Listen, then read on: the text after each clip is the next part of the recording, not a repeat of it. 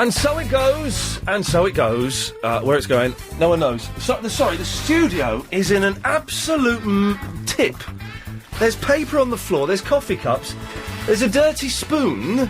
I'm guessing James had an ice cream promotion or something. Seriously, man, not good enough. Heads will roll. Did you dump that stuff on Maxie's desk? I can't hear you if you're talking to me, Chris. Good lad. Do, seriously. Anyway, it's Music Thursday. We've got a lot of stuff to get... Oh! Two things. Later on in the show, Agent Chris has a surprise for me. I genuinely don't know what it is. Also, after 4 o'clock, I have a shock announcement to make that will surprise the world. And I think could leave one or two people... well, feeling a little bit upset and questioning what is real. But we'll come to those later on. It is Music Thursday. It's the ever-growing popular thing we do on Thursday, which is basically vaguely musical. Now, today, we have Craig Neal in the studio with us. Hello, Craig. Hi. Now, Craig, let's be honest. You're here because you're some bloke who claims to listen to the show.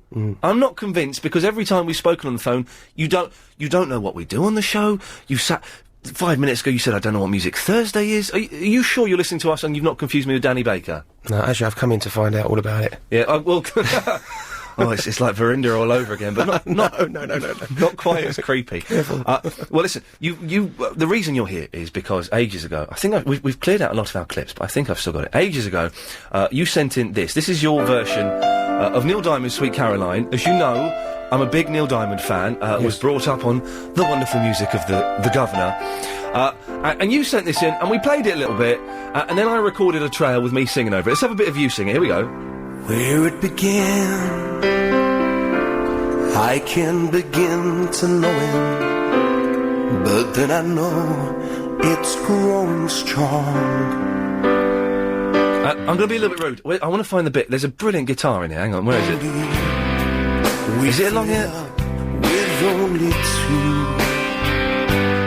Here we go, this is it, isn't it? And when I heard... oh, no. Love it! You like that, don't you? I love that. I want that bit again. Hang on a second. And when I heard... I love it. If they can see your air guitar It's right good, now. wasn't it? It's good. It's a cracking... seriously, man, it's a cracking version of the song. And we made a trail out of it. And we had a lot of people saying, where's that song from? Where's that version of the song from? And I'd forgotten it was you. And I didn't give you any plugs. This is your get back, because I don't know the show and I didn't know who the hell you were. So, listen, you've come in. Tell us who you are. You're not just some punter off the street, because you brought proper CDs with you, haven't you? Well, I'm off the street. I'm at street level. You're at street level. But you're a proper singer. You're a professional singer. And songwriter, yes. Oh, and yes. get that in, all right. Let's not mess around. Don't be offended. You look like one of the Mitchell brothers. I'm sure you get that a lot. I'm just saying, you don't strike me as the kind of the typical singer-songwriter look. You're not conveying that. I know. I normally get that I'm a bouncer or a doorman. See, but a bit tasty. If it kicks, if someone doesn't like your song and it kicks off, Give him punch. you can steam in there. Of course. Now, I've had a load. Let me open these emails. Tell me, give us a brief resume, a little CV as to what you've been doing so far. Well, it started when I was born. That's where most of it starts. Yeah, that was good. That was interesting. No, I've just been finishing supporting the Osmonds on their national tour. Wow. I've done 13 of their 20 shows. Why did you not do the other 7? They had to extend their show because they were filming a DVD. Oh. Which will be out sometime at Christmas. Cunning. We've got Chris, behind Agent Chris and Johnny twiddling the knobs. Do either of you know who the Osmonds are? Either of you? No? Crazy Horses? Look at their blank faces, it's embarrassing. Anthony, do you know who the Osmonds are? I've never heard of him, Ian. Well, shut up, mate. I haven't. You've never heard of the Osmonds? No, no joke. Crazy Horses? No. It's about cars. Is it? Yeah. I've never heard of him. Well, may I say, I haven't got Crazy Horses here, have I? Oh, I don't think I have. No, that's a shame. Well, you should check them out. They're all right. Some of their stuff's rubbish. I'll hire a record out or something. Actually, I'll get a CD, hire out, and then... You'll hire their record out? What does that They mean? got a record, CD. By the way, if anyone wants to speak to Craig, 0870 90 90 973. We've got until about 20 to 4, so give us a call. I've got a load of emails here. But working with the Osmonds, that was all right, was it? Yeah, they were cool. They were really nice. The fans, they're really special. Really? Yeah. Osmond fans, I've got to say... steady on, Anthony, what are you doing? Pardon? What, you a bit windy there, is it? Yeah, I'm just walking down the road. Walk into a shop. Okay, hold on. Let me go in the shop. Oh, I've got... Okay. I'm more of... all right, steady on.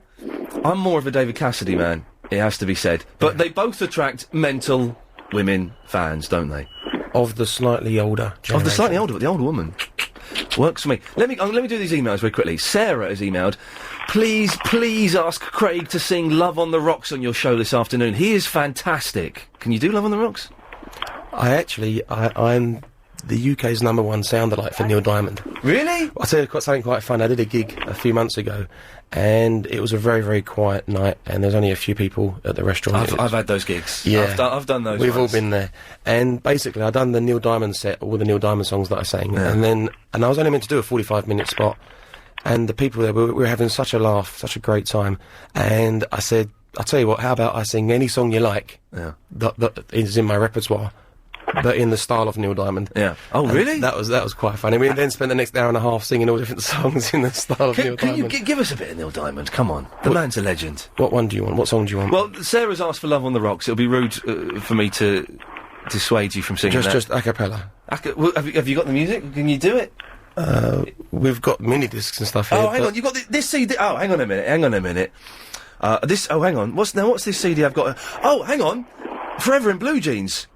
Yeah. Is it? No, you've got this is the backing tracks you've got on this CD that I've got here, is it? So, can we have track number 6, please, Johnny? Anthony, can you be quiet? Yeah. He's gonna sing Forever in Blue Jeans. Go ahead.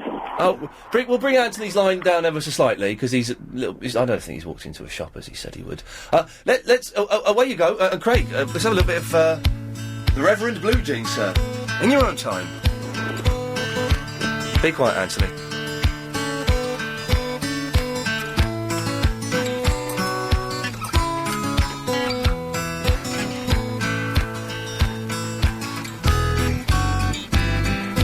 Money talks, but it don't sing and dance, and it don't walk. As long as I can have you here with me, I'd much rather be forever in blue jeans. And honey's sweet, but it ain't nothing next to baby's treat.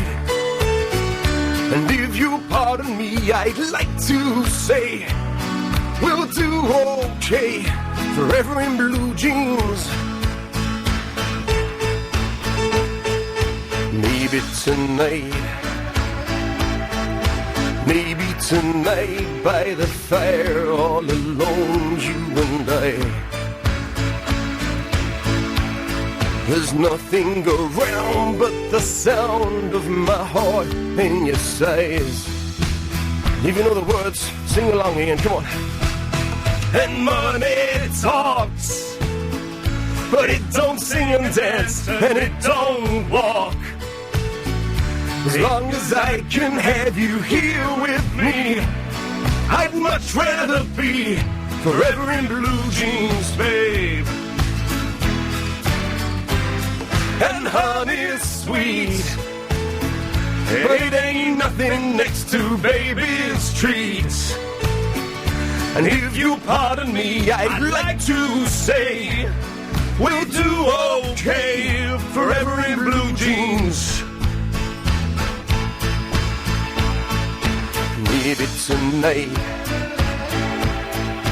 Maybe tonight by the fire, all alone, you and I. There's nothing around but the sound of my heart and your sighs. Come on, Anthony, join in with us. Let me hear you now. Come on. Let me hear you now. Let me hear you now. Money talks, yeah, but it don't sing and dance, and it don't walk.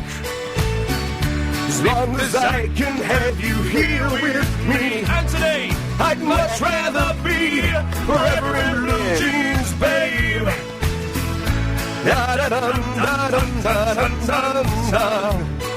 I'm knackered. As long as I can have you here with me. I'm knackered. I've got stop the song, Joe. What, Anthony, you were rubbish. So I don't know the words. It was easy, do you know what I mean? It's Neil Diamond, you should be able to... Well, I was playing drums there, that's why I'm a little bit out of breath. Your drum fills were second to none. It was good, That was very good, Chris. That was very good, though. Yeah, his name's Craig. Craig, sorry. Thank you, Andrew. Yeah. Anthony, do you want anything? Yeah, just want to say it's going to be a good show today, I think. And last night it was really strange, you know. Excellent. Well, we'll find out why last night was strange for Anthony after we've got the latest from the LBC 97.3 Travel Centre. I don't know who it is. Fingers crossed it's my favourite Joanne Webb. It is. Oh, hello. she's now. Although, I heard you yesterday dissing me to John Holmes, when? your lover. When did I diss you? When you were saying that, yes. Oh, Ian was saying that I thought you were dreamy and he was going on about it all the time on the radio. And really, I'll draw you a picture if you want, John. What? But you did say that. I didn't say anything that was incorrect. You did say that? No. But I didn't. I'm only telling you what said. There's not the sexual chemistry that you have with my stand-in. No, I don't have sexual chemistry with you at all, no. But I like you. Oh, Christ. But not like that. It's disappointing. No, it's not. Shut up. Travel, please. M1 northbound between Junction 8. Hello, you. Music Thursday. Coming up later on in the show, Agent Chris has got a surprise for me. I don't know what it is. I have a shock announcement to make live on air. Even my bosses don't know I'm going to say this. So we'll do that later on. It is Music Thursday. We've got Craig near her. Craig, what are you doing down there, mate? I was just rummaging, trying to tidy this place up. It's a tip. It's all James O'Brien. blame that balding buffoon. Anthony, you're still there, are you? Yeah, sorry. Oh, you're going to tell us why last night was so mysterious and magical. Basically, first I want to say sorry to call Craig Chris by mistake. That's very kind of you, thank you. Craig is accepting your apology, that's great. Anthony, would you like a copy of Craig's CD? Oh, that'd be cool, yeah. Are you sure? Because I've got 10 to give away, but if you're just saying that to be polite because Craig is here... No, I'm not saying just that to be polite. You genuinely want one? I would like one, that'd be very kind of you. Would you listen to it, though? Yes, I would. I'm not just saying that either. We'll send the check to...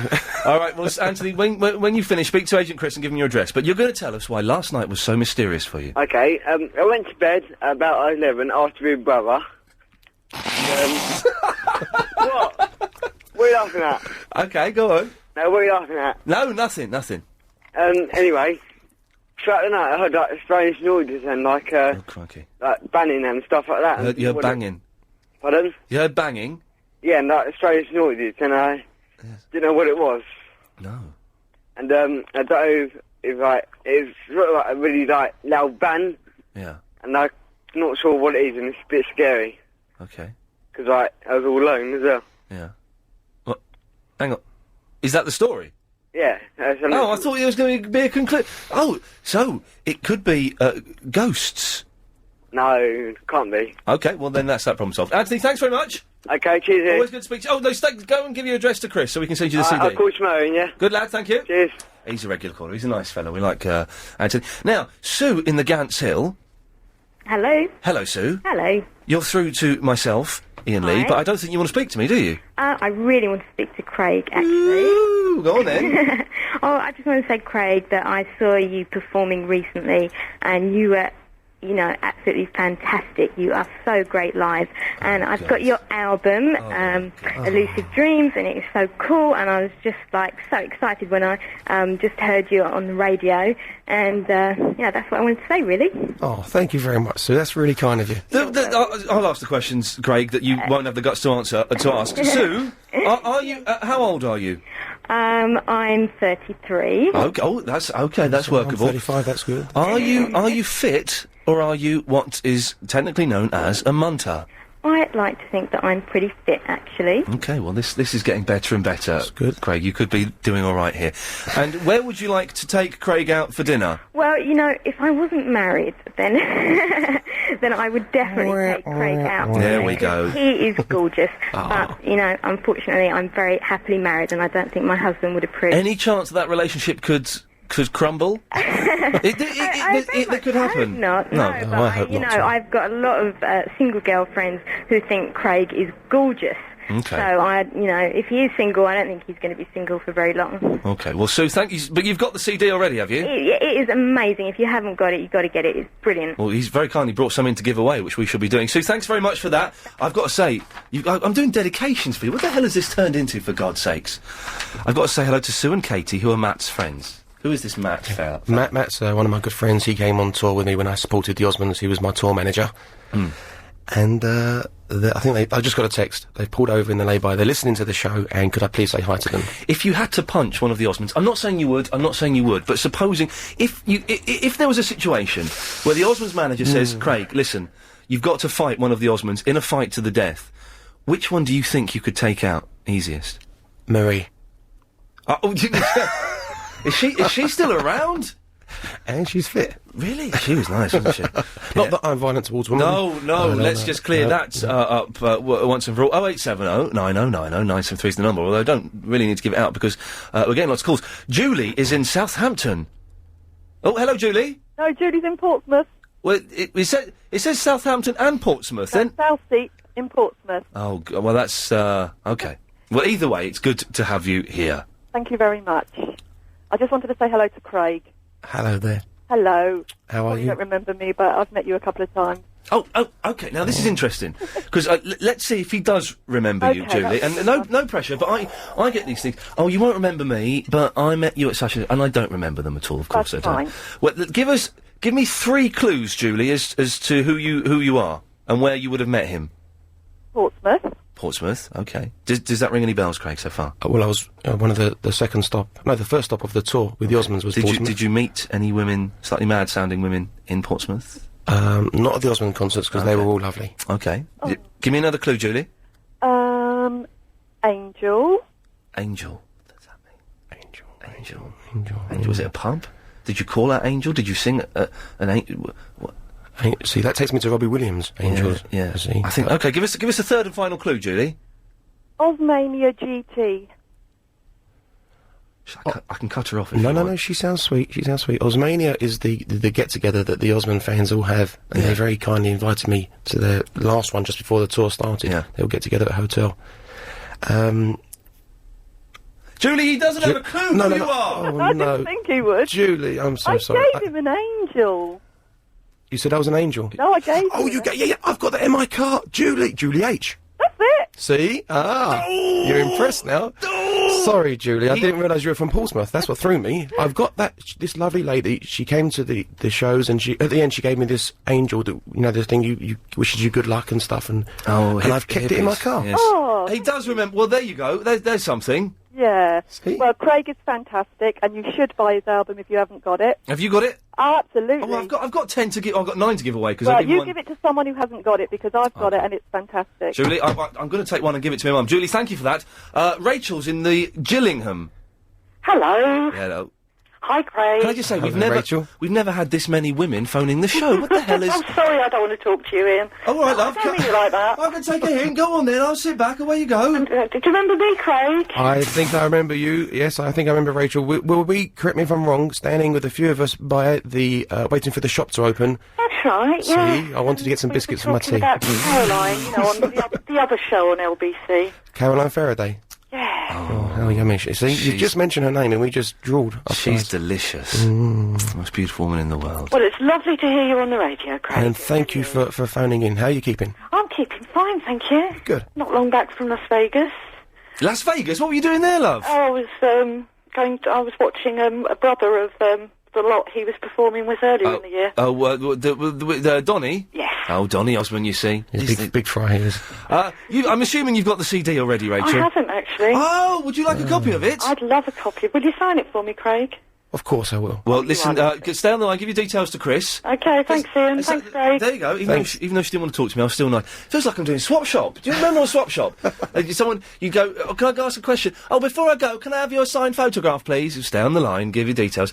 0870 9090 973. We've got Craig for about another 15 minutes time. I'm late for this. We'll do your website and say where you're going to be after we've had a bit of this. Paul. Oh, Sarah Marie Love, who is fit, has emailed in, can I have an album from Craig if I give my address? Yes, of course you can. 0870 9090 973. What's the website? Craig? www.craigneil.net. craigneil.net. You can find out what's going on there. After the news, what song did we decide what you're going to do? Born to Run. We're going to have a little bit of that. A little bit of Bruce Springsteen. Always good, I think, to perk up a Thursday. 0870 9090 973. Here's the news. Your brother Craig to stop emailing in Howard. Oh, bless him. He's emailed in. I'll suss this. It's Music Thursday. We've got Craig Neil with us for another 10 minutes or so. People are emailing in for the CD. We've got 7 left to give away. So if you want them, email in with your address, and I'm sure we can sort something out. Someone who's emailed in for one. Where is this? Guy Bagley.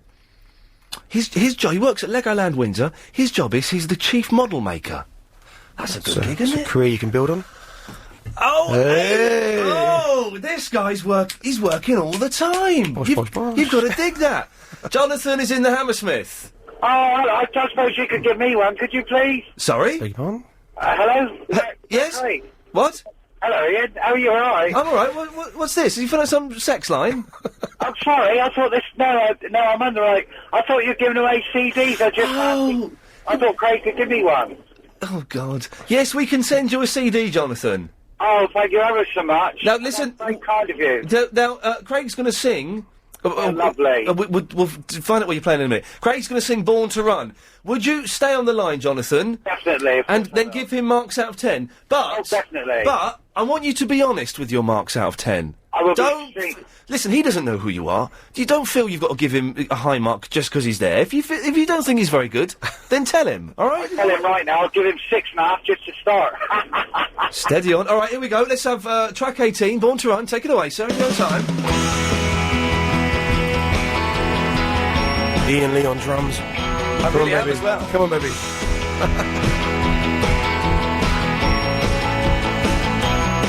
In the day we sweated out on the streets of a runaway American dream.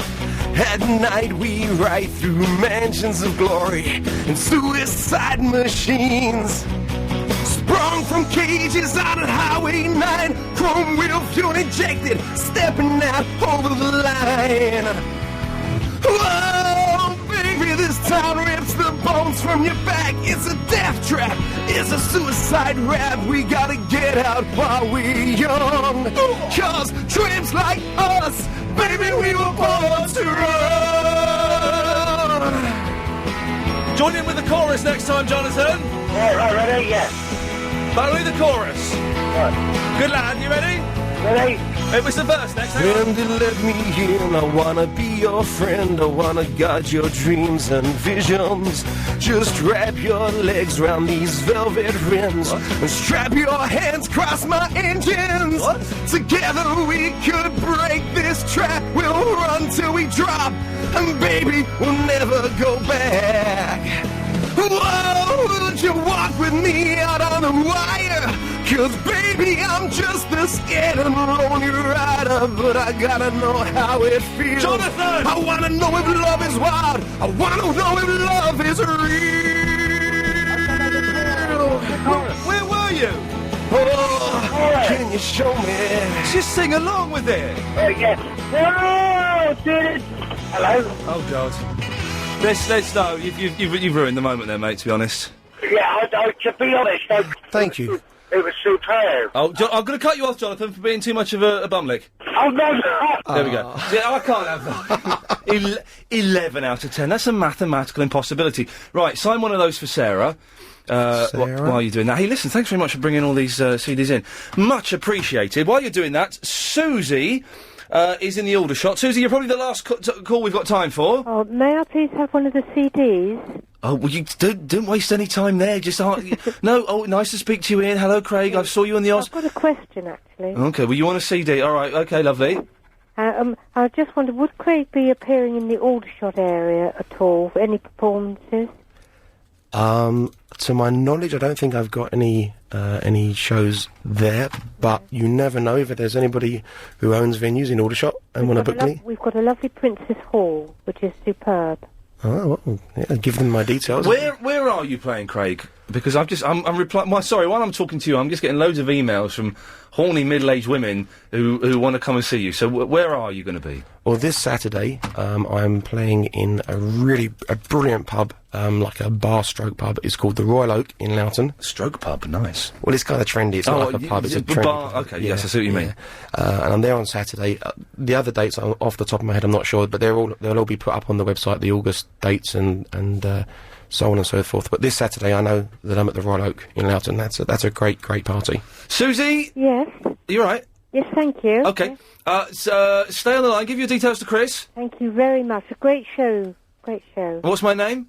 Yeah. What's my name? Mine's gone. Great show, but the name of the guy that does it is? Oh. Yes, I know. I listen to you whenever I can. Yes. Yes. You think you know? Away on holiday. You think you know one of the names? I do. Yes. You can't say it though. No, I'm sorry. No, okay, Susie, don't worry. We'll put you over to Chris. Oh, please, I'm sorry about that. That's all right. Don't you worry, my love. I put you on the spot there. Why should you know the name of the person who you just said had a great show? Oh, Ian. Well done, Susie. Thank you very much. No worries.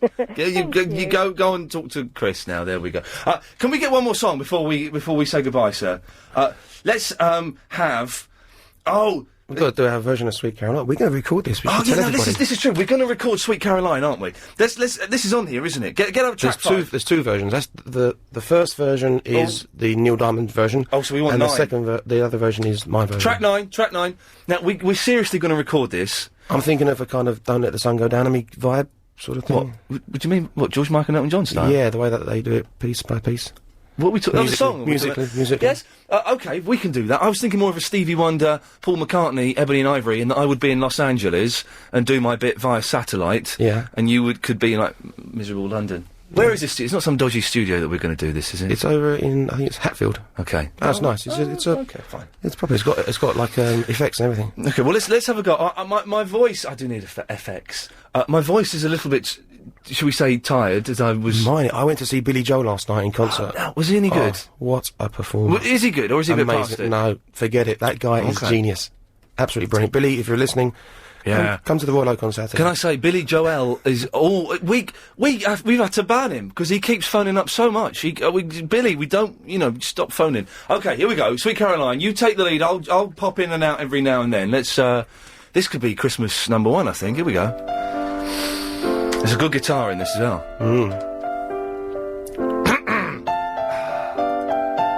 This will get the ladies excited.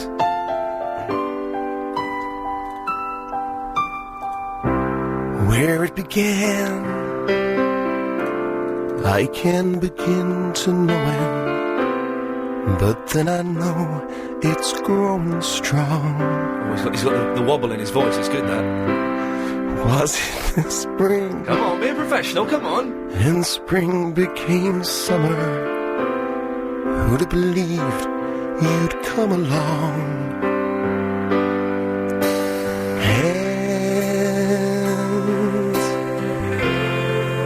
Touching hands, cheeky, reaching out, here we go.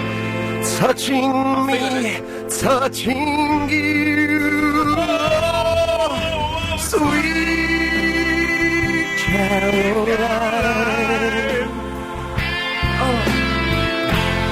Good times never seem so good.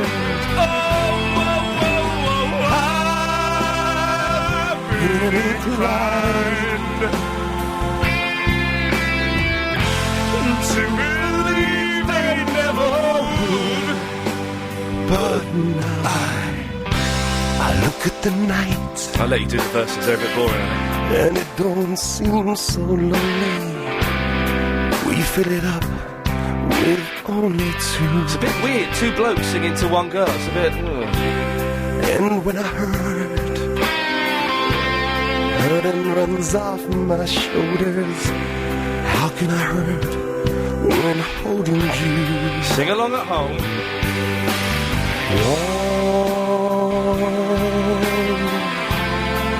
Touching warm, reaching down, touching me, touching you.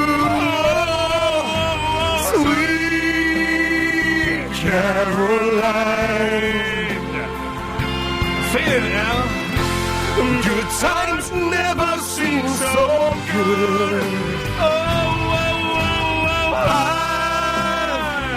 been blind to believe they never would. But oh, I got that wrong there. That works. It's good, isn't it? I'm not quite doing harmonies, but I think I'm, making it a little bit more. The producers in the studio will sort all of this out. It's going to be top Can of the they charts. make me in tune with a computer? If they can make me, they can make you. There we go, lovely. Sweet Caroline. Sneaky key change there, I like this. Good times never seem so good. Oh, sweet Caroline.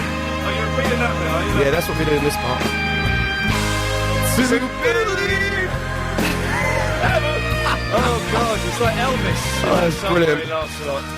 We'll stop it there. We'll stop it That's there. brilliant. It was. Oh, well, I don't want to, be funny, but I was doing all right. I think you kind of. I think you outshone me, to be honest with you, Ian. You slowed me down a wee bit there. Hey, listen, Craig, lovely to meet you, man. What's your website again? Give it out. www.craigneil.net. Excellent stuff. Listen, I think we may have given away, while you were singing that, I think we may have given away all of your CDs, because I've just had a stat load of emails, so we shall send those out. Thank you very much for bringing those in. Thank you.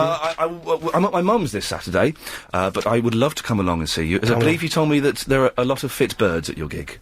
Wow, that's not the professional term. I say attractive women and fans. Good lad. Listen, nice to meet you. Best of luck. Thank you. Keep calling in, and we will record a song together. Time now, though, to get the latest on the from the LBC 97.3 Travel Centre from Joanne Webb. On the M1, heading out of town, still long delays from the M25 up to Junction 9 at the A5, although the accident has now cleared. There's still anti-clockwise delays on the M25 trying to get to the M1 junction due to those queues. But bad news in Islington, the A1 Holloway Road is still closed northbound due to an accident. Now, the closure is between Hornsey Road and Camden Road, just like past Holloway Road tube station. London's LBC 97.3. The 3.5 hour, 3 till 6:30 Iain Lee Afternoon Wireless Show. Get out of the studio, Craig. We finished with you, for goodness sakes. Unbelievable. Can't get rid of the fella. Let me sing another one, he's saying. No. And shock horror, hold the front page. Someone's booked Derek Griffiths for a few weeks' time. That's me. 0870 9090 973 is the telephone number. Ian, could he sing Heartlight? Oh, no, he's gone now, Jason. Sorry about that. 0870 9090 973 is the telephone number if you wish to give us a call. I just need to move that up there as we change that around. Coming up later on in today's show, I will be making a shock announcement that not even my bosses or anybody, even my family don't know about this. But I will be revealing something to you. Also, Agent Chris, today's show has been a little haphazardly put together, and that will become more and more apparent as the show continues. Very late into work today, stuck in traffic. And then I had a meeting with Mr. Solder, which I'd forgotten about. Not forgotten about. Was late for because of the traffic, so rushed in, and it was a nightmare basically. So very ill-prepared show. But we do have some bits and pieces that we need to talk about. Hang on, let me just grab this. Line 4, you're on the air. Oh, line 4 bottled it. What? Well, what happened there? That was very strange. Anyway, we talked yesterday briefly, not yesterday, Tuesday, briefly about these idiots that ride the low, long bicycles. I don't know if you've seen these. They're very odd. They're about 2 foot off the ground, and the cyclist is required to lie down, and I don't know how they work. So if anybody could let me know exactly how they work, and they can't be safe, can they? Can they? I'd be very surprised if they were anything other than an accident waiting to happen. If you can call in and let me know whether you've seen one of those or not, I'd be very keen to find out. And another thing that we were going to mention on Tuesday, I can't remember what happened to Tuesday's show, but it descended into a vaguely psychedelic mess. But this was going to be talked about. The other day, I was driving along, as one does, and at 2 separate zebra crossings, they had lollipop ladies. Right, lollipop ladies at zebra crossings. Hang on a minute. How does that work? Zebra crossings? Cause you hot, Johnny? Feeling hot? Yeah, just having a... OK. Lollipop ladies at zebra crossings? Well, how does that work? Surely when you approach a zebra crossing, if you see someone standing by it, you slow down. Zebra crossings work in Spain as well. I was surprised to find out. I didn't quite realise that was the case. But why would they have lollipop ladies operating a zebra crossing? And, you know, one was obviously an elderly gentleman who I don't think... he was a Kit Kat short of his lunchbox, I think, to be honest. Do you know what I mean? He was not quite with it. Have you seen this Supergrass, Darren? Supergrass? Yeah? What's that? You grasped something up, didn't you? Oh, yeah, that's me, yeah. You're going to tell me if other people talk about me on their shows? No, nothing today. OK, fine. Have you seen... Nothing, you let off the hook. Have you seen these, lollipop ladies that work at zebra crossings? Yeah, but I can tell you a book about zebra crossings, how badly they're placed in London. You can do... Say that again. You can do what? I can write a book about how badly they're placed in London. It wouldn't be a very good book, though, would it? Yeah, we would. Hey, OK, now listen, maybe you can help me with this one, Supergrass. I mentioned this a couple of weeks ago, and I didn't get any phone calls on it. I need you to back me up on this. Are you aware of a zebra crossing somewhere in East or North London that is used by Turks? I know it. Go on, finish it! The Beatles. Oh, no, not what? The Beatles, the famous zebra crossing in St John's Wood. Well, that's Abbey Road. Yeah. No, I'm talking about... No. Yeah, that's a good topic you could talk about, isn't it? What? Famous zebra crossing. Well, no, I'm not doing to... OK, well, it's not a bad topic, actually. All right, we can do that. All right, okay. Well, apart from the Beatles zebra crossing, what other famous zebra crossings are there? You got me there. This is coming from a man who could write a book about zebra crossings. No, how bad are they placed? Because what's annoying is when they cross the road, no one says thank you. Why don't they do that? They don't put their hand up and say thank you, do they? Well, you don't know because you don't drive in London, but it absolutely aggravates me. I do drive in London. Well, you know when you stop at a zebra crossing, you slam on your brakes. Well, no, I don't slam on my brakes because I approach zebra crossings at a cautionary speed. Well, yeah, well, that's what you're meant to do, yeah. But when you drive around London, you don't, do you? Well, you're a black cab driver, aren't you? Exactly, yeah. Yeah, exactly. So you just pedal to the metal. We just U-turn on them. No, I shouldn't say that. No, we don't. What annoys me about zebra crossings, and I can't believe we're having this conversation, but we are, so we're going to follow it through. What annoys me is when, not so much the people that don't wave, because sometimes I do, sometimes I feel a bit intimidated by the driver. If it doesn't hurt just to put your hand up, does it? Well, sometimes it does. Why? Because sometimes the driver can be really menacing. Menacing? Yeah, like intimidating. Yeah, but you're letting them through, so the least they could do is just say... Well, no, the driver is obeying the law, so really you should be thanking the pedestrian.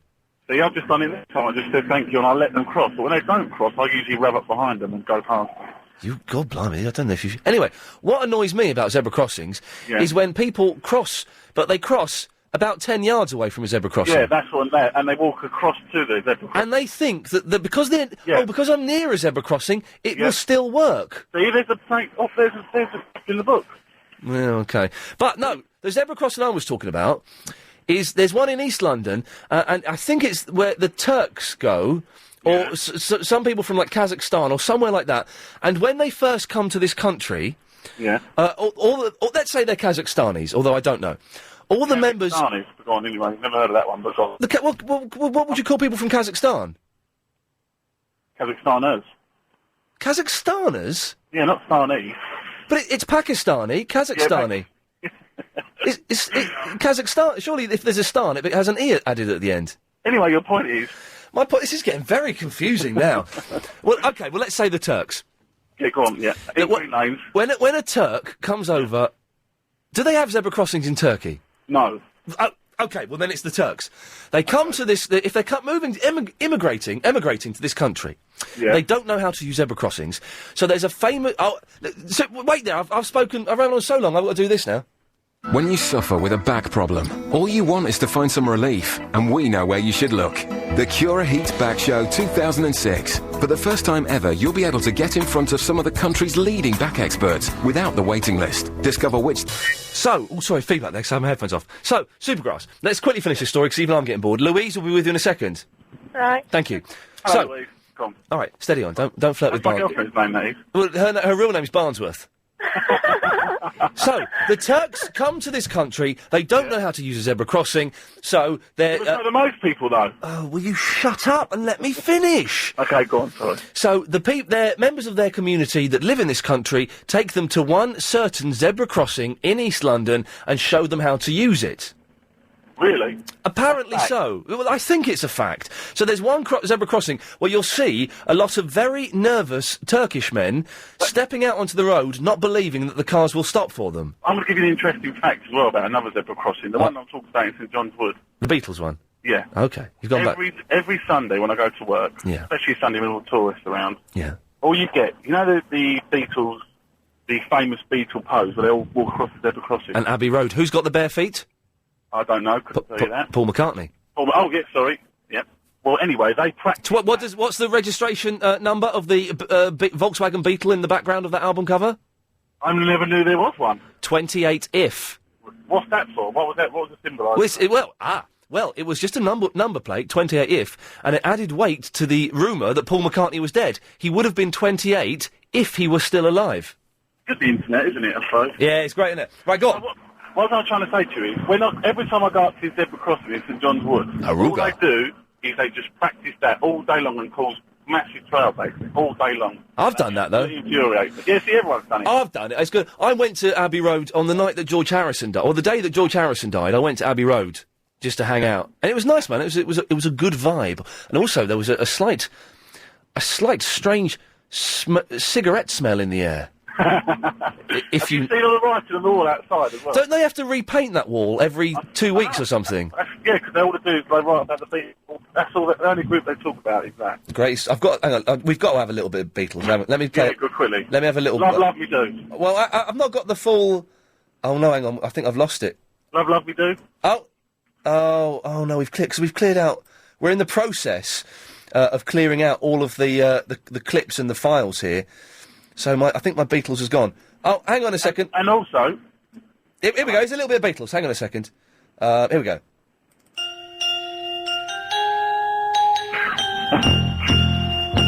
Is that the actual real Beatles? Love me do. You know I love you.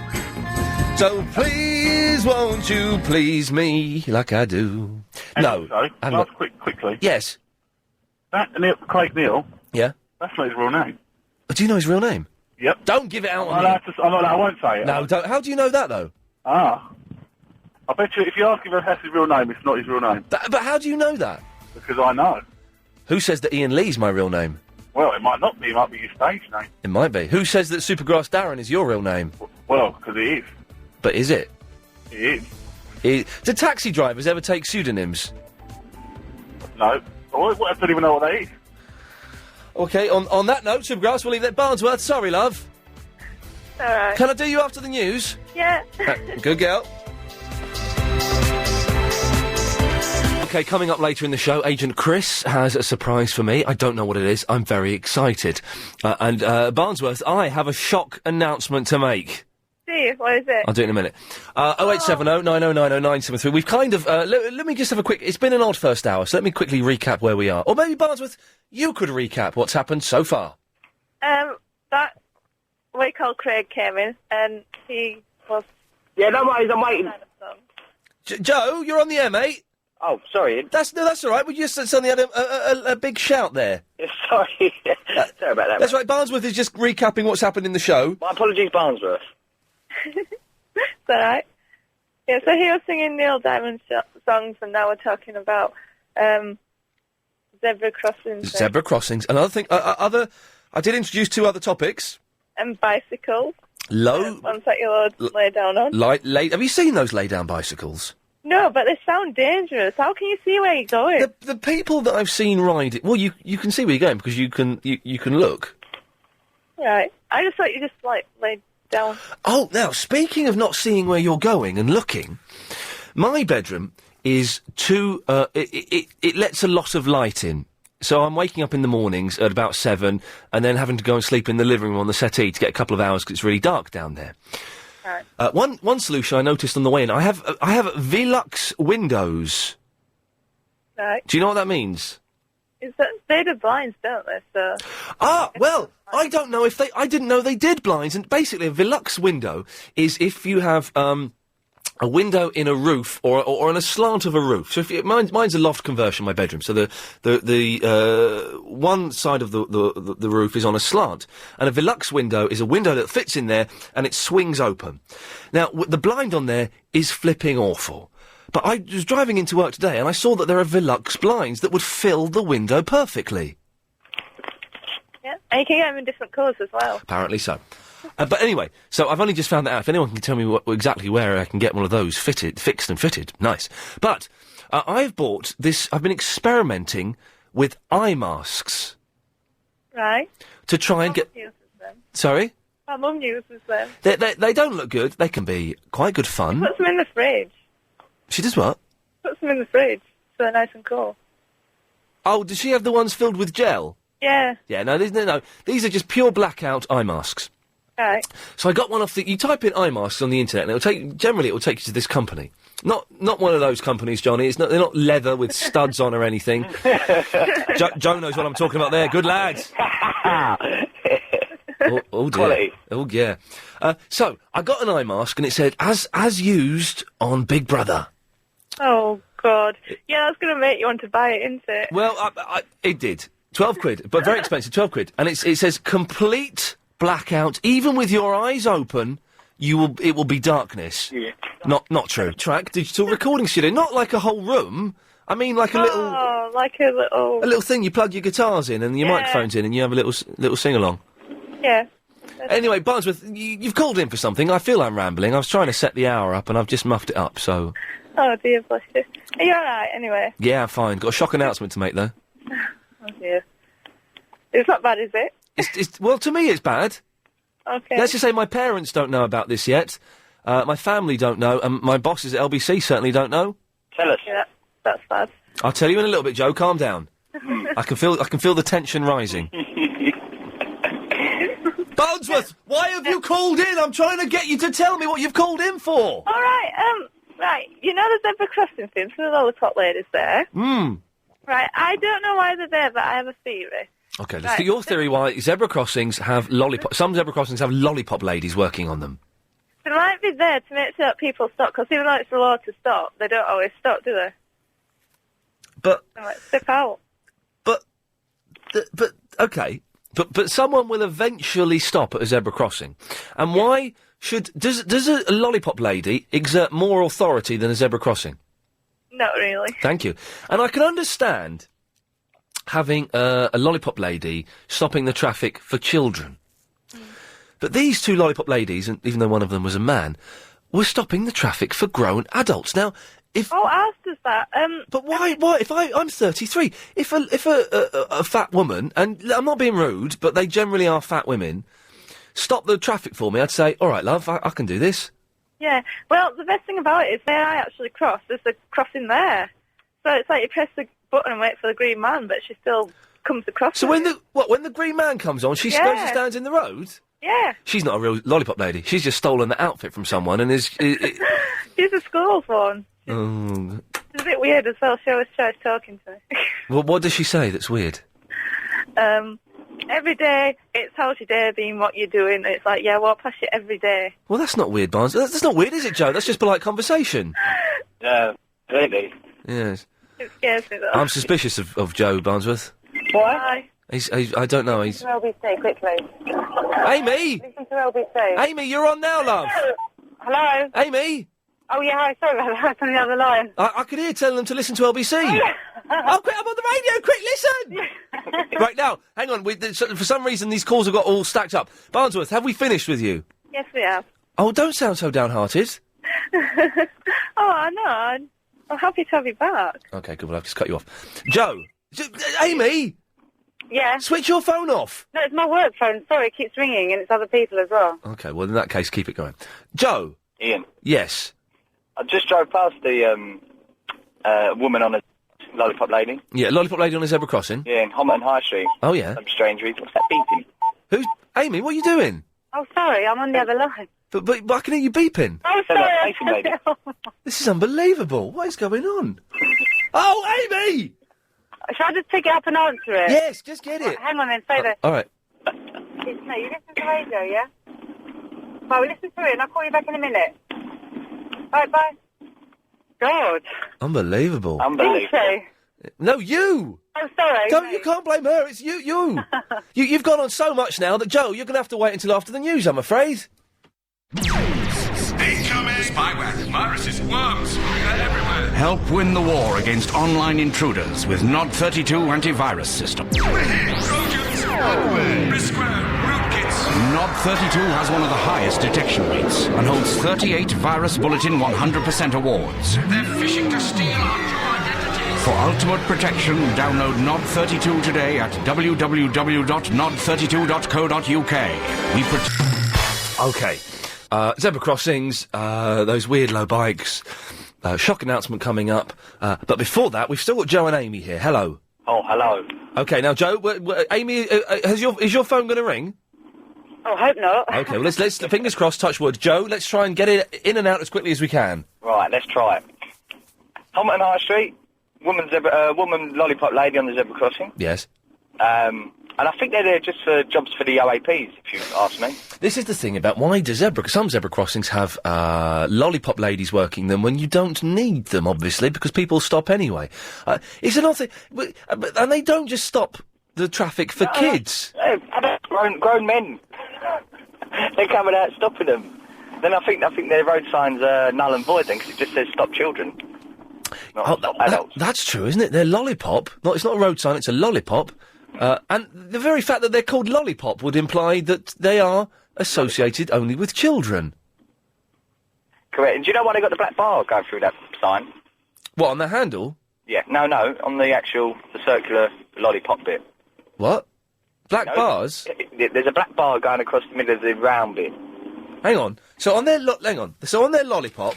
Yeah. So they've got a big round bit at the top. Yeah, and it's got two kids and a sign stop and a black line going across the middle. I've never seen the black line going across the middle. Well, they have, and that is, if anyone doesn't stop, they carry a piece of chalk in their pocket to write down your registration number. No, they do not. I swear to you, they do. That is nonsense. It's not nonsense. That is nonsense. Let me get this straight. You're saying there's a black bit on the lollipop lady's lollipop, and if a car doesn't stop, they've got a bit of chalk in their pocket, which they take out and they write down the registration, for failing to call precedence on a zebra crossing. But supposing it rains and the chalk gets washed away?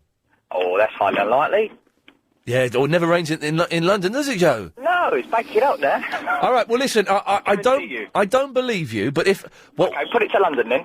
We'll see. It is put to London. What would be great is if a lollipop lady could call in. But they don't finish it, probably another half hour. Yeah, I'll put it out again at 5. Right. And also, one other thing, God, them nutters who ride them bikes, the low bikes. The low bikes, where they've got to lie down to ride it. Absolute maniacs. They can't be safe, and you see them going... They're longer than normal bikes as well, aren't they? I've nearly killed numerous. Well, I hope by accident, not through... No, not on purpose, of course. Okay. But you can't. All they have is a little silly pennant on an aerial. And you're meant to notice that, which is when you're high up and low down, it's quite hard to. Joe, listen, thank you for that. We'll put that out. Amy, have you heard that before? That lollipop ladies have got chalk in their pockets? No, I haven't never heard it. I think he was talking... I don't see many lollipop ladies. Well, you know. Anyway, you need a blackout roller blind. Oh, I certainly... I do. I need 2. You need 2? Well, let me explain. This is my bedroom is a loft conversion. Yeah. And I have 2 windows. One is a normal straight window in a wall, and one is a Velux window, which is on the slant of the roof. Yeah. Both blinds, are rubbish. They let light come through. One's ripped anyway.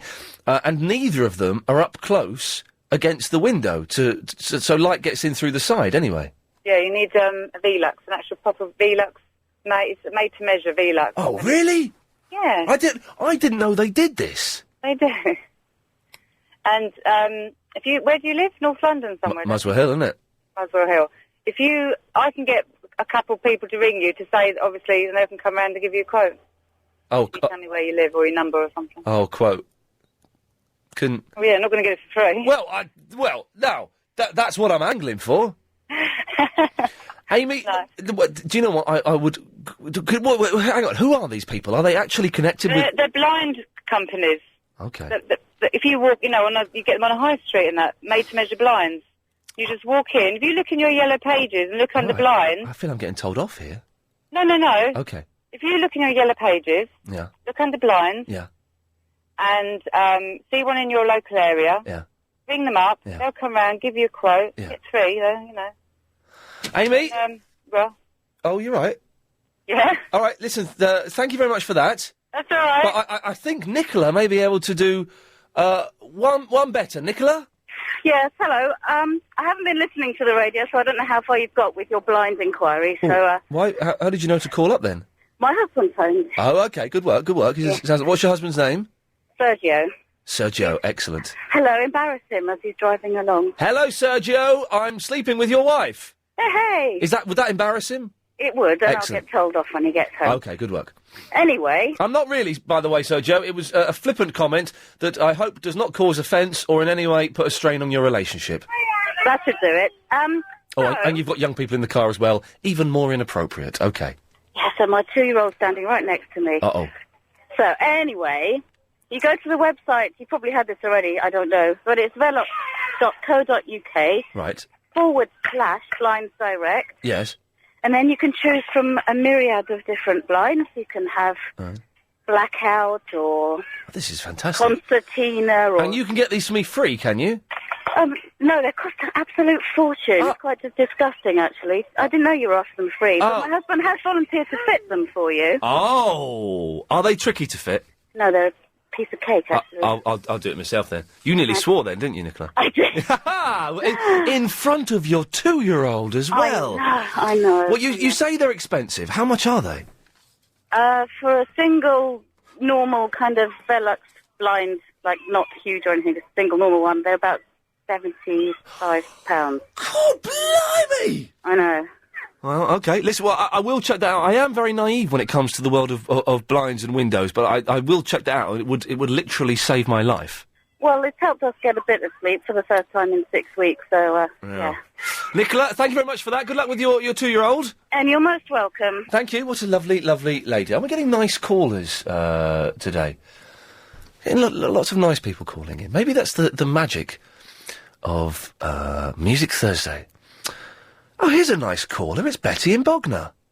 Oh, hello, my darling. How are you, sweetheart? All the better for hearing... Have I spoken to you since you're back from down there? Yes, we've spoken, haven't we? Because we have we? Or I don't know. You didn't say much. You didn't tell us much about the beach party. There was the holiday that Chris and I took last week, I'm assuming you're referring to. There was very little... The vacation that you and Chris took, yes, I am referring to that. Well, I'm glad that you're referring to that holiday. Very little beach party action took place, although we did see lots of gentlemen trying to sell us hooky DVDs. Oh, it's unnecessary. You can get them from the Chinese here for next to nothing. You certainly can, although it's illegal, and LBC in no way... We wouldn't condone it. I'm not certainly not condone. I'm just saying you can. We're saying you can, You're in yes. the wrong place at What the was right great? time. What was great? We didn't buy any, of course, because it's illegal. You But don't. the fella was trying to sell them to me, and he was charging a ridiculous price. So I was haggling with him. Well, who gave you the case full that you brought home? Well, you didn't buy any. Shush. So I managed to get him down to a really good price, and then we went through the DVDs, and they were rubbish. It was like Scary Movie 4 and things like that. You don't need it, my darling. No. And it's wrong and illegal, and we don't condone it. Listen, zebra crossings. I was on a safari holiday a few years ago, my darling, Uh-oh. in Kenya. I see where this is going. What?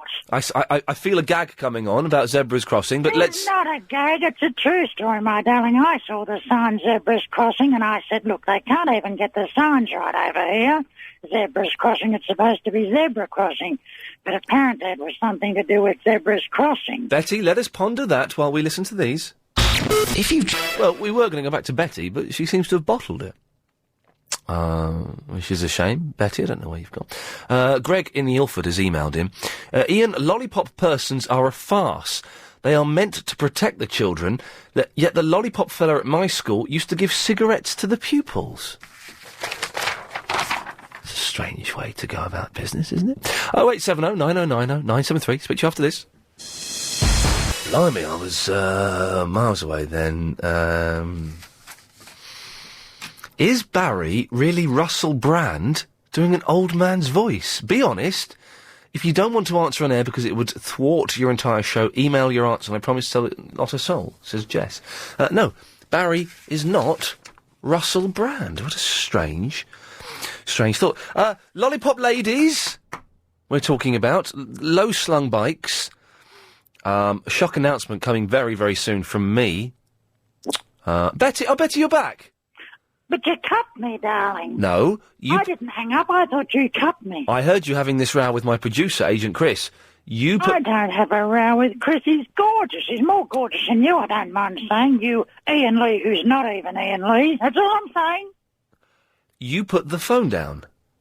But I thought you'd cut me, my darling. All of a sudden you're into an ad. You thought we'd cut you? Story of our relationship. On, off. I'm sick of it, basically. Where's exciting Bill? I know you get on with him. Bill's cut me, that's for sure, my darling. I don't know what I did, but what did I do? I only tried to tell him he wasn't talking to Clive. Did you hear that fiasco, my darling? This was on Triple M a couple of weeks ago. Ridiculous. He kept coming on saying, I want to speak to Clive. I had to interject. I can't remember whose show it was. I said, Clive is not here. Well, I told him once, I told him 10 times, but he got very angry with me. I think the man's a fool. Anyway, can I just say, steady on, Danny, that on July the 30th, Sunday, July the 30th at 10 p.m, for the first time ever in British radio, we think, could be wrong, I don't know, it's going to be a presenter-less show. There will be no presenter for 3 hours. Joking, my darling. Seriously. That's taking a risk. It's taking a risk. 3 hours of calls going straight to air and no presenter. But it won't be much different to most of the shows I've been listening to lately. That's a bit rude. Hello? Yes. You there? Yes. I thought you'd cut me again. Wouldn't cut you. Danny? Yeah? Stop chipping in with silly old jokes. I was just saying, like, must have hurt when you cut her. No, cut her off, she means. Oh, sorry. Oh, Danny, you're a card. How are you, sweetheart? I'm all right, thanks, darling. How's you going? Oh, not too bad, darling. You know what it's like down at Bognor Regis this time of the year? I've never been Bognor Regis, darling. I'll try to stay away from it. You're welcome down here at my beautiful penthouse apartment, Danny, anytime you like, sweetheart. I'm all right, thanks, darling. I'll stay where I am. You sure, my darling? You're not an Essex boy, are you, sweet? No, I'm an East London boy, darling, and I'm not going nowhere near Bognor Regis. I used to frequent East London, my darling. Yeah? I did. Bethnal Green is an old haunt of mine. I bet it was an old, yeah. Now, Danny, now. Stop it. You're gorgeous. I'll come down to Bognor Regis. Come down to Bognor Regis. A long weekend, my darling. A long weekend? What are we going to do all weekend? Well, we'll find something to do. Cards. Bingo. Strip poker? I don't know about that, my darling. Is that painful at all? Partner whist, nominations, poker, 21. Sounds good. Yeah. All right, darling, I might come down to Bognor, but it'd be hard for me. Steady on, Danny. Hey, sorry, who? It'll be hard for you, what? Yeah, exactly, that. I'm hoping you'll be hard for me, No. So I'm stopping this. We can't have any of this muck now. No, I mean... No. Oh, she meant the cards be hard, not them soft plays. No. You know? No, I mean, Eastern boys are hard boys. I know what they're like, my darling. Right, Danny, what's your... We are hard boys, yeah. Well, can we stop saying the word hard? Because we all know to which you refer. Danny, what do you want?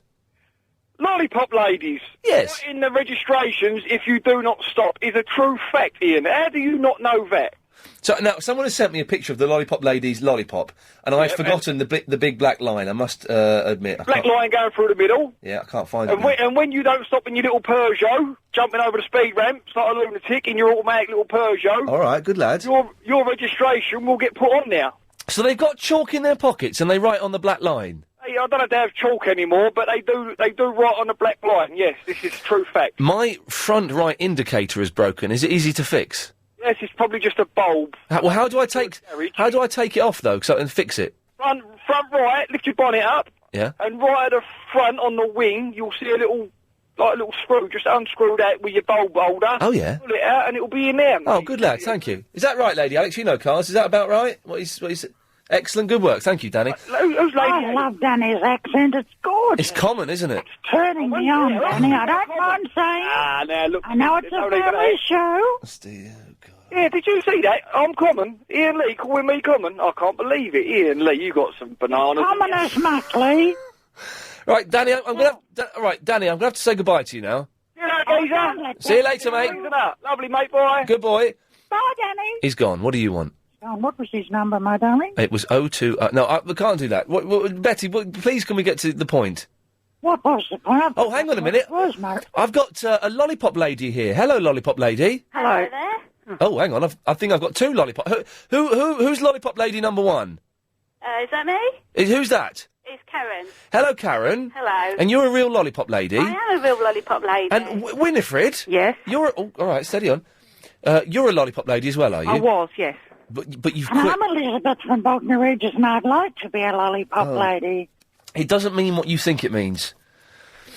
Now, so let's start with Karen, who's a current lollipop lady. Hello. You don't sound like you're over 60. I'm not. You don't sound like you're incredibly fat. I'm not. Well, then what the hell are you doing? Because I have children and it fits around my children. Wow, okay. Well, let's start with the point of debate that has been raging recently. Okay. Do you have chalk in your pocket? We can have... Oh, you're we just don't. pleased to see me. Betty! Hello? Stop it! I'm doing a serious interview here. This is like question time. Not question time, news night. I've been trying to get a job as a lollipop lady for years, and they won't take me because I'm foreign. Well, good. You don't understand the rules of the road as well as we do. So you can have chalk, Karen. We can have chalk, yes, but we don't have chalk in our pockets. What do we you... have a piece of paper in our pocket and we carry a good old biro. And you write down... You write down the registration numbers of any cars that do not adhere to your stopping. We can, yes. Well, you say you can. Does that mean you don't? Well, it depends. Sometimes they just say they don't see you, or like everyone, they're all in a hurry and they don't got to get to where they've got to get, and you're an inconvenience, basically. But that hang on, these are the very people's numbers you should be taking down. Exactly. You don't always have time, though, because your paramount concern is the safety of the children you are seeing across I want the to ask road. Karen a question. Oh, go on then. Karen, you can be honest with me, darling. It won't go outside this room. If it's a Jaguar and they hand you out a box of chocolates... Well, if they was going to run me over... you at all, my darling? If they was going to run me over, I'd still take their number. I bet you wouldn't. I bet if they said, I'll take you to the Ivy tonight, you'd leave your husband and kids, throw the chalk away and you'd be there. No, I say, can I take my husband and give me the money to go? Oh, you're gorgeous, Karen. I like you. Winifred, when did you stop being a lollipop lady? About a year ago. Again, you sound, what, in your 50s? No, not quite. But close, though? Close. Well, yes. 49? No. Okay. That's probably why they won't take me, because I'm only 38. I'm a lot younger than 50. You sound about 12, Karen. Thank you. I love you too. Yeah. So, Winifred, why did you stop being a lollipop lady? Was it the backstabbing, the cut and thrust? Was that the reason? No. Cut and thrust? Is that involved? Oh, Jesus. Betty, I am going to cut you in a minute. Now, shush. Oh, don't. Shush. So, why did you quit then, Winifred? I had more than one job, and I decided that, it was time to only have one job. Do you get... Oh, don't worry about us foreigners over here. Right, I'm cutting you off. I'm cutting you off now. I can't interrupting all the time. I'm trying to do a serious thing here. So do you get paid to be a lollipop lady? Yes. I always thought you did it voluntarily. No, we get paid. How much? Well, I can't say, but it's a... Why can't you say? Oh, because I might get into trouble. With who? Well, other lollipop ladies who don't get so much might complain. Is it? Oh, this is fantastic. Winifred, you're not a lollipop lady anymore. You can tell me. I'm not going to. Why not? Because I can't remember. What, is it, do you get paid hourly, or is it... Yes, you get paid you hourly? get paid for the hours that you work. £2 an hour? More than that. £3 an hour? More than that. £4 an hour? More than that. £6 an hour? £7 an hour? A little bit more. More than £7 an hour? Yeah, we're worth our weight in gold. £7? What council did you work for then? Because I didn't get that much. Right. I work for a very good council. So, Karen, so so let's say £8 an hour. a little bit less than £8 an hour. Well, let's say £7.50. £7.50 an hour. Yeah. Right, it took us a long time. Winifred, did you get any... I'm genuinely surprised. But $7.50 an hour? Flipping Well, we're worth our weight in gold. We should get paid a lot more. Well, don't say, because some of those lollipop ladies are massive. Well, there's not enough gold in the world. Winifred, were you getting anything approaching £7.50 an hour? I was about £1 less than that, £1 an hour less than that. £6.50 an hour? Just for ordering... Don't cross! Stay there! All right, you can cross now. Just for doing that? No, asking the motorist to stop, and you do get some motorists that come right up to your legs, and you can feel the heat of the engine on your legs, sitting there revving their engine. No, they don't. To stop. They do. Really? Yes. Have you ever hit a child with your stick? No. No, okay. Why do you stop the traffic for adults as well? Yes, we're allowed to stop the traffic for anybody as long as we're at a designated site and operating in a set time. Well, Karen and Winifred, thank you very much for that. I'm genuinely shocked that a lollipop lady can make £7.50 an hour. Yeah, well, I'm crying. I'm not really crying, I'm just yawning. Dean is in the Wandsworth. Good afternoon to you, Dean. Good afternoon, Ian. Welcome to the show. Oh, thank you. Many years ago, there was a television programme entitled Gladiators. Yeah? Did you ever watch it? No. With the Wolfman? Ah. No, I was in South Africa. We didn't have that. Okay. Anyway, it was very, very popular. They had it in South Africa. No. Yes, they did. No. They did. No, they didn't. They did. Or maybe I didn't watch it. Okay.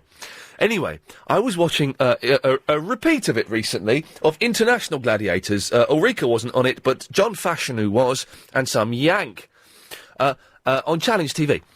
And I was reminded that, John, do you remember John Fashanu's catchphrase on Gladiators? No, not so. Okay. I remember WrestleMania. Sorry? WrestleMania. Well, no, it's not WrestleMania, it's Gladiators, Dean. No, but we got WrestleMania. Well, we've got WrestleMania, but we had Gladiators as well, so did you. Okay, if you say so. John Fashanu, the Fash, his catchphrase was... Aruga! A-R-O-O-G-A. Aruga. Now, it's a good catchphrase, I think. I'm wondering, as the Fash hasn't really been on telly recently, and I'm guessing hasn't used the catchphrase in a while, Dean, do you think I would be legitimately allowed to steal John Fashanu's catchphrase? No, I don't think so. It wouldn't make sense because you're not a gladiator, isn't it? No, neither is John Fashanu. He hosted the Gladiators. He wasn't a gladiator, though. Yeah, but he is hosting, and you're not hosting the gladiators. No, but I don't think the context that he used it in is relevant. But it's his. It belongs to him. John, what do you reckon? I reckon you should use it. He ain't got copyright on it, has he? I don't think he has got copyright on it. No, use it. Go ahead. Aruga! Yeah, that's it. Go for it. Aruga! Hey! Nice one, John. Well, John, that sounds good, huh? Sorry? It does sound good. It does sound good, doesn't it, Dean? Yeah. You'll be using it, won't you? No, I don't think so. Yeah, I think you'll want to. Imagine. I don't think so. Imagine you're in bed with a young lady, and it's going really well. How exciting and romantic would it be at the certain moment to shout, Aruga! That'd be good, wouldn't it? Aruga! I'll have to try that on my wife sometime. Okay, good. Right, Dean, before we get in any more trouble, what do you want, sir? Well, I'm a hospital transport driver, and I had some lovely old lady on board of the ambulance. Okay, so you drive people. Do you drive people back from the hospital when they're not really that sick? Home and from the hospital and from their home. Okay. To the hospital. Good, Yeah. good work. And they were slagging you off. What? An old woman who had... Three of them. Three old women Yeah. who had exploited the British NHS by not being that ill and getting a free lift home. Oh, come on, they were ill. What was wrong with them? One was blind and had a stroke. Okay, right, fair play. Well, in that there's the gags gone, John. There's all the jokes I had. So hang on, I've had a blind woman who's had a stroke slagging me off. There's nothing I can say. They're right. Yeah. What were they saying about me, Dean? They say you took a whole lot of twaddle. All right, steady on. That's a bit harsh. Yeah, but they They don't listen to you, but they know you went on holiday. So, See. So were you listening to me as you were driving these sick, elderly members of our society home? Yeah. And what did they say? Oh, that Iain Lee, he talks a load of twaddle. Yeah, they like Clive Bull and... Who is excellent. To Talk Sport. Old woman like that listen to Talk Sport. Dean, what? I said old woman like that listen to Talk Sport. Yeah, they should do. Yeah. Well, Dean, thank you for grassing up a blind old woman. Yeah. And one that had a stroke, too. Yeah, well done. I bet you feel proud. Yeah. Good lad, Dean. Thank you. You too, mate. What a nice grass he was. Well, John, that took the wind out of my sails, didn't it? It certainly did. Nothing Ian. you can say there. Those old women, I wish them the best, and they are probably right. And Clive, of course, on Monday to Thursday, 8 o'clock, is a genius. Will you be listening to Clive tonight, John? Yep, I probably will be. Yes, he's- no problem at all. But what I wanted to say, Ian, your earlier guy regarding bulbs and indicators. Oh, yes, the front driver's side right indicator has gone on my car. Right, okay. Bulbs go in the dirt and lamps go in bulb holders or lamp holders. Well, hang on a second. Did anyone understand what he was... Bulbs go in the dirt, lamps go in lamp... What does that mean? That right, okay. From bulbs you get flowers. Yeah? Oh, you're making a pedantic difference between the two. Not pedantic, just correcting him. Oh, I love it. No, listen, hey. So, but they're light bulbs. No, they are lamps. Okay. What, when you go in your living room... Yep. And you turn the light on, and there's a bang, and you don't get light. Right. What has gone? The lamp. Oh, Right, stay there, John, because I'm about to destroy your ridiculous, pathetic argument. If you want to help me reduce a man to tears, 0870 90 90 973. Settle down, children. Right, 2 emails. One from B says, Awooga. John Fashanu didn't come up with the catchphrase. He stole it from Craig... Oh, press the button. From Craig Charles. Fashanu is a catchphrase stealer.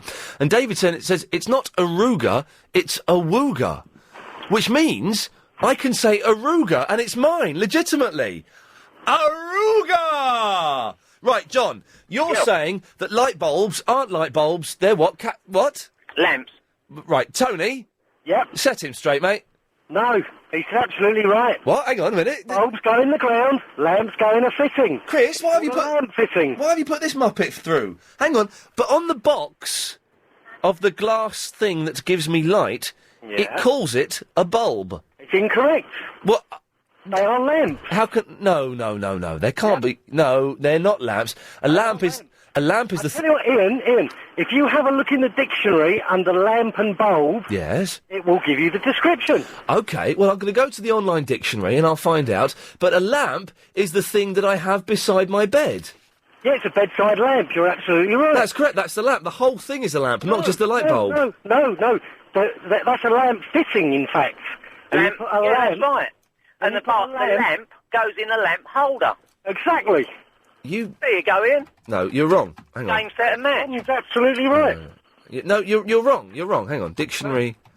Come on, then. .com. All right, so steady on, Tony. Tony's getting right up my nose. Right, I'm going to put in bulb into this online dictionary. There we go. Let's have a little look. I wish I had money on this. I'm feeling confident. Here we go. Oh, how much do you want to bet? I will bet you £5. Is that all? I will bet you £500. No problem. All right, you're on. Here we go. 5 entries found for bulb. 1. Botany. A short, modified underground stem surrounded by usually fleshy modified leaves that contain stored food for the shoot within. An onion bulb or a tulip bulb. There you go. Just write me a cheque. I'll take a cheque. Yep, I'll take my £5 as well, Ian. I've not finished yet. Number 2. A rounded projection or part. For example, the bulb of a syringe. There you go. Number 3. Yep. An incandescent lamp or it's glass housing. Ladies and gentlemen, I thank you. No, Ian, I stop. thank you. Ian, I no. receive £500 from you, Tony, £500 from you, John, and none of it is going to charities. An incandescent lamp. A bulb is an incandescent lamp. Lamp. That's right, yeah, an incandescent lamp. But that's a bulb. Say bulbs, so like They have to say bulb.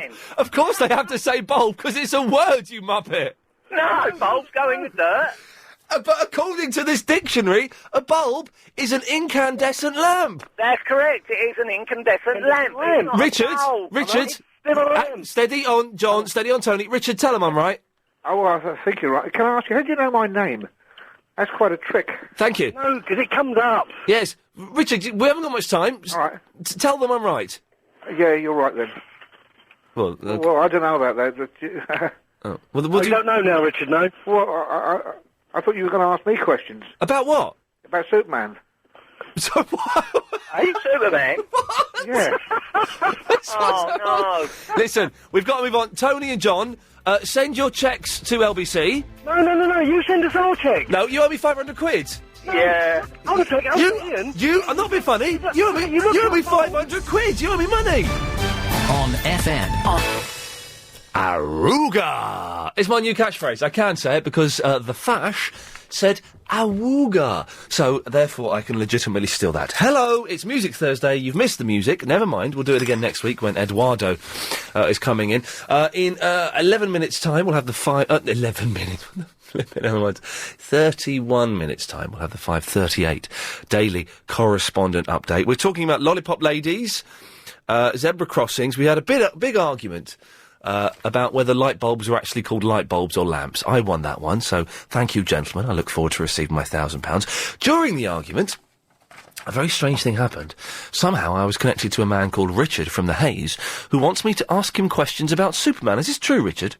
Well, I just thought I'd pop in, I mean, I don't want to sort of put you to any trouble. No trouble at all, no. Anyway, carry on. Well, I don't... So what do you... I don't know what you want to talk about. You want to... No, I heard sort of questions being asked about Superman. I thought, well, and they got them wrong, so I thought maybe I can ask. Okay, well, what questions did you hear being asked about Superman? Oh, about what can kill him, and all that sort of things. What? When did you hear that? Well, a little while ago. On this show? Yes. Hang on a minute. Chris, we've not... I said I was very excited about the Superman film, but I've not talked about what can kill Superman, have I? No. Did you? No, are you sure it wasn't Danny Baker? I don't know. No, you were talking about what can kill him, but what colour is kryptonite, and that was on the radio. Not on this show. Well, maybe it's my mistake, but I thought I heard it, It is your mistake, but... Oh. No, it's not critical. And you're saying you've heard this, in the last hour or so? Well, the last few minutes. Come here quickly. Hey? Eh? Yeah, my wife heard it as well. Put your wife on. Oh, get in. Can you come here, please? We've not mentioned this at all, have we?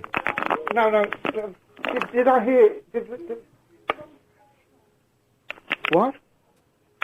It was LBC, wasn't it? Anyway, I'm sorry if I caused any trouble. No, Richard, please, you have not caused any trouble. I thought I heard something. I had it on LBC. Is this LBC? This is LBC 97.3. My name is Iain Lee. Yeah, that's it. Well, they were talking about Superman. They were talking about what kills him, what colour is kryptonite, and all that. Well, kryptonite's green. Yeah, and I thought, I thought they all got it wrong, and then they asked, what was his parents' name? Earth parents. I don't know. Yeah. Lynn, do you know Superman's Earth parents' name? No. Well, let's see if... Richard, can you tell us? Yeah, I know what it is, but, you're having me on, aren't you? I did hear all these questions. Well, I'll ring up, No, what way do you think I'm having you on? No, it doesn't really matter. If it's my fault, it's my fault. I promise you... Lynn, we weren't talking about Superman, were we? No. I promise you, Richard... well, I'm probably hearing things, it's... I think you were. Yeah. Okay, sorry to disturb you. You're a very nice gentleman, very polite and nice to... No, it's fine, Richard, thank you. Bye-bye. Bye-bye. What the bloody hell was that all about? I've got no idea. And the thing is, he thought I was winding him up there. Yeah, you know, you got all these nutcases in it. We've got all these nutcases. Yeah. They come in and out to in a headache. Oh, in and out. Now, Lynn, you've called him. Yeah. Someone had sent in a CD of a song about you and your fans. Okay. And the one, I've had it in my bag for the last couple of weeks, waiting for you to call in. And the one day you called in, and I've left the blooming CD at home. Okay, they'll try and get it one day, innit? I will from tomorrow onwards, I will have it in my bag. So the next time you call in, I've not even heard the song, so I don't know if it's any good or not. Yeah, I bet it is. I don't know, anyway, until we hear it. Exactly, until we hear it, we just... You know, Ian? Yes? I've got earworm. You've got an earworm? Earworm, me. So, it's just... I don't know how to control it. This is one of those... This is the Clive's phrase, isn't it? One of those songs that you can't get out of your head. You know, there are some that, you know, it comes and go, Ian. That, you know, doesn't last quite long. But there's one that will just stay there. Which one is this? Yeah, it's called Nerina. Can you sing a bit? Yeah. It just in my ears. You can't just stop. Okay, well, just sing a bit then. Well, it says everyone has gone to war. Everybody gone to war. It's just terrible. There's a song... What? Hang on. Right, start, hang on, Lynn, start singing it on the count of 3. 1, 2, 3. Everyone has gone... I've got a friend, he's... the man gone to war. Now he is man. Oh, and he dies. No, the song. Oh dear, it's too fast. Don't to tell me it's a word he called now. Okay, well, the last 15 minutes have been very odd. Rosemary? Yes. Would you mind waiting for a second? Because earlier on in the day, my producer, Agent Chris, promised me a surprise. Yeah, and we're all waiting for this. We are all waiting for this surprise. He's going to play it for us now. Can you just bring the other line down? 'Cause there we go, that's a little bit quieter. I genuinely don't know what this is. Chris, would you like to set this up at all? Does this need to be set up or anything? Or okay, he's just getting a mic, Rosemary. Well, come in, sir. Come into the studio. It's a little bit, okay. Hello? Is that one? I don't know if that one's on there. Is it on? Okay, yep. You've got a surprise for me. Say hello to Rosemary. Hi, Rosemary. Hello. There we go, lovely. Very excited. I'm a little bit nervous. I apologise if this is a little bit too in-house, but... Should you make it inclusive so that everyone can be included? I know. But, okay, in your folder, there's 4 clips. Okay. To add to our new selection of clips. The new clips, yes. Where?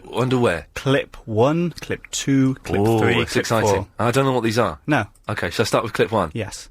Ian, this really is the worst show you've ever done, isn't it? Yes! It's Lord Thomas of Boyd!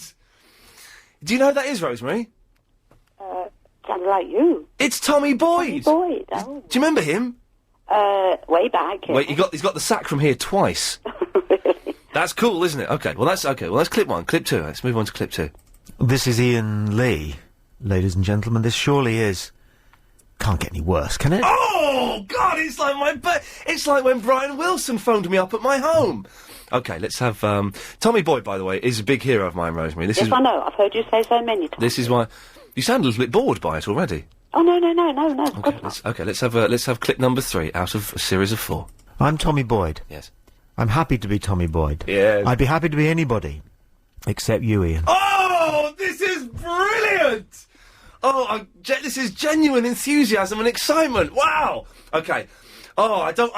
In some ways, I don't want to play the last one because then it means Christmas Day is over and we just have to watch Only Fools and Horses. Just get on with it. All right, mate. So calm down. There we go. The last one. You're listening to Iain Lee. Why? Oh God. Chris, thank you for sorting that out. But, yes? because I gave you your surprise clips, you have to tell us your announcement, because I don't even know. Oh, okay. Well, listen, thank you very much. You go back to do your job. Thank you for that. I'm assuming Joanne may have had something to do with that. Is that excellent? Thank you very much. That's brilliant, Rosemary. Absolutely. Okay, I'm genuinely very excited and slightly touched by that. Wow, they're going to get played. Okay, Rosemary, why have you called in? And then I'm going to make my shock announcement. Well, you sorted out your problem. It was over the bulbs and the lamps. Well, they're light bulbs, aren't they? Well, yeah, it's just while you were looking up bulbs, I looked up lamps. Yeah. And it said Oh, yeah. a means of holding a light bulb. Exactly. Those men were idiots. Absolutely. Idiots. Well, thank you, Rosemary. Okay, that was all. Thank you. Right. Lots of love. Bye-bye. Bye now. Phil. Ian, before you make this announcement... This is a shock announcement that my family don't know about. Well, I think your mother probably does. Mums tend to. Ian, you need to think about this before you make this announcement. You know, I mean, it's not been that long since we've been. If you think it's bad news, coming out as gay, you're not ready for it yet. Wait. Do it in your own time, Ian. Don't be forced. Well, first of all, Phil, coming out as a homosexual could be the best news I've ever given anybody. It could be, but you said you thought it was bad news, Ian, and I'm just concerned you might be rushing into this. Okay. I mean, we've all seen it coming. Clive Ball saw it coming as soon as you joined the station, but... Well, Phil, you're from Brighton, so do I assume you have inside knowledge on this? Well, yeah, I've been there, yes. Okay, well, you would welcome me with open arms into your elite club, wouldn't you, if that were my shock announcement? Ian, of course we would. But you have to do it in your own time, Ian. I don't want you feeling you're being pushed. I think your mother doesn't know. I think being naive. Well, Phil, listen, thank you for your concern, but I am going to make my shock announcement. Edwina, you're more than welcome to join me on this. I'd love to be there when you make your shock. Well, you're there. My family don't know about this. The people at LBC don't know about this. The bosses don't know. Chris, Johnny behind the glass, do not know. Yesterday, I wasn't here, Edwina. I know. I was doing a corporate gig in Brighton. I got paid a load of money for it. I couldn't say no. It's paid for my new bathroom.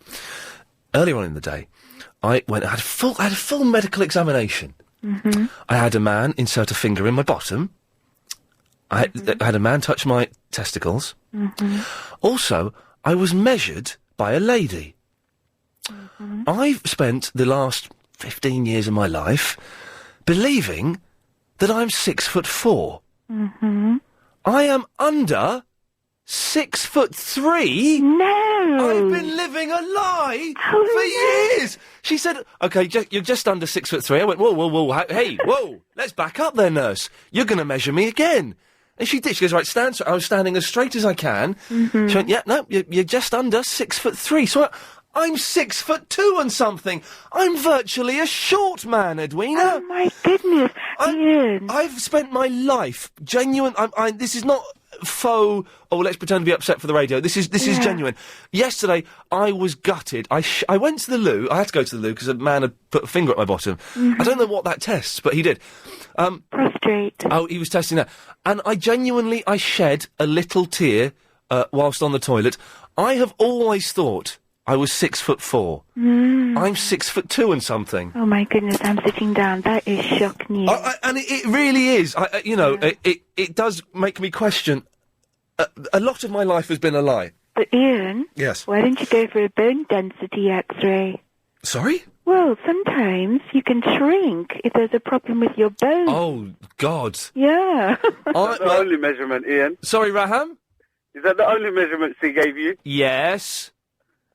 Steady. Yeah, steady it. It's a family show. Yes, it's a family show. You're listening to Ian Lee. Why? Oh, I love it. That's almost made up for being a short man. Yeah. But yes, if you go to my agent's website, karushi.com, and you look at my page, 6'4". My CV, my website, iainlee.com. Wow. .co.uk, sorry. That is a shock. 6'4". I am just under 6'3". Good grief, Ian. I am so upset. I bet you are.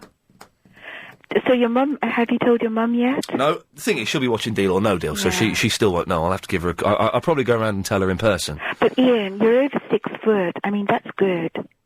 It's not good enough, though, is it? Oh, it is, Ian. That's like splitting up with your wife and someone saying, "There's plenty more fish in the sea." I don't like fish, and I don't like fish. I haven't got the patience to go fishing. Okay. I'm genuinely upset. I feel I've been living a lie. Edwina, do you now look at me slightly differently? No. I still love you. I used to boast about being 6'4". I'm not 6'4". Yeah, I'm but- just under 6'3". Well, to me, do you know what? I thought I was going to hear worse news than that. And Why? Well, because you've been building up, Yeah. and when you were starting to talk, I tell you what, I was having palpitations. Wow. And so, actually, in a way, although that is shocking news, and I can understand how you feel. Oh, yeah. I'm very relieved. It could be worse. May I just say, the rest of the medical examination was fine. It's all fine. Good. So it could have been worse in that respect, yes, definitely. Yeah. But crushing nonetheless. Well, I would take the view, thank goodness I'm still over 6 foot, and that's great. Yeah.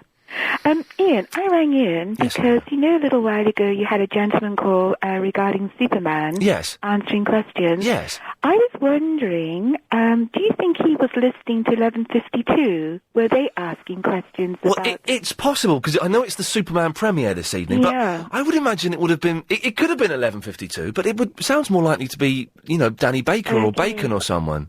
Do you know, I spent a day at Elstree Studios with Christopher Reeves when he was making Superman film in the 80s. I won a competition with Laurie Hunniford. Yeah, and I was only supposed to spend like a couple of hours there in the morning, and I ended up spending the whole day, had lunch with him in the canteen, and watched him filming. Edwina, I am incredibly jealous. Real listeners talk. Hello there. Yes. Where did you go yesterday? Well, I said I went for a medical, and then I did a corporate gig in Brighton where the money was too good to turn down. Do you know, these couple of days I've been turning on and I've been listening to that guy called John Holmes. Okay. He is boring, isn't he, Ian? No, Raham, stay there, because I had an interesting email from one of my loyal listeners. Okay, it's 5:30 already. The show has been a corker today. Raham, what do you think of the show today? It's been okay. Oh, no, I'm not having that. It's been brilliant. You ain't got no energy today, I don't know. You're not making no jokes. You're not making me laugh. What? I've got no energy? I've just been in the control room dancing around like an idiot. What do you mean I've got no energy? Do you know, these couple of days I've been turning the radio on. As soon as the advertise says John Holmes, I just turn it off. Well, he was only on yesterday. Yeah. And I must admit, you was on holiday a week ago, weren't you? Or... Yeah, for a week. Yeah. But I must admit, I went to Spain, Alicante. I heard a bit of John Holmes yesterday. I thought he was very good, actually. Is it? It is indeed. Although, I know, luckily for this person, I've deleted the email, so they will not be punished personally. But I had an email that was meant for John Holmes, but was sent to my email account, so I read it from Greg or someone saying, "It's good to have you on, John. Ian's shows are getting a little bit too predictable." And I wrote back saying, "You idiot! You've just sent this email to Ian," and he didn't respond. Okay. But listen, I'm back, man. I'm back, and it's all gravy. Where's Yasser? Yasser has not called in for about 3 months, although bizarrely, Yasser was a regular caller in the old days, and he seems to have disappeared. He emailed me about 3 days ago. Okay. Saying, "I've got you now. You've been really rude to people. You're going to lose your job." And then I said, what are you talking about? And he's not got back, so I don't know. Yeah. Verinda's disappeared as well after some shenanigans on MySpace. Oh, Lynn, her singing, oh my God. What was that about? Yeah, I know, bloody hell, man. It was Took me off my ice cream.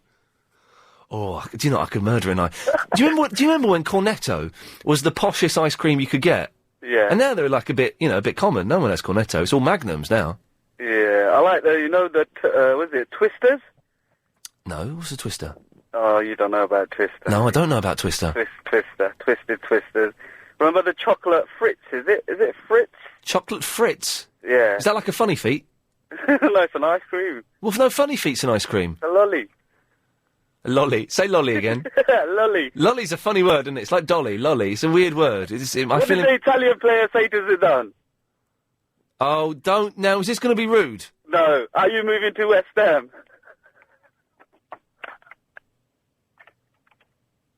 I thought you said something about his mum. No, well... it was a football joke. Yeah, it was... John, did you get that? No. No. All right, Ian, carry on. Thank you. Yes, John.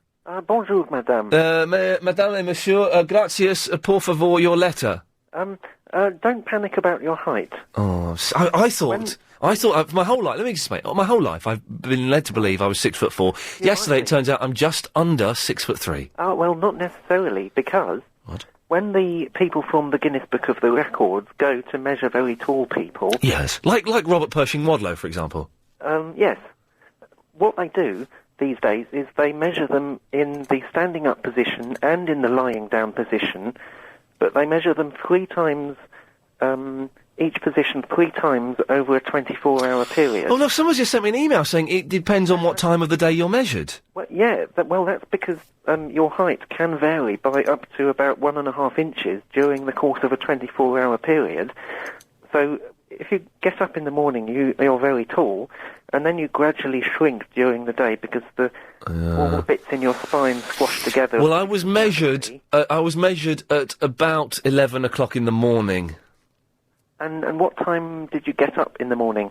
About 8 o'clock. Oh, well, in that 3.5 hours, that's plenty of time for your spine to squash under gravity by about an inch and a bit. So I appreciate what you're trying to do for me, John, but to be honest, I think I have to accept defeat. I'm a short man. No. I'm one of those people I've always despised and bullied. You need to stretch yourself out a bit and hang down from hold on to something and dangle yourself down so that you can stretch a bit. It's certainly an idea. It's 5:38.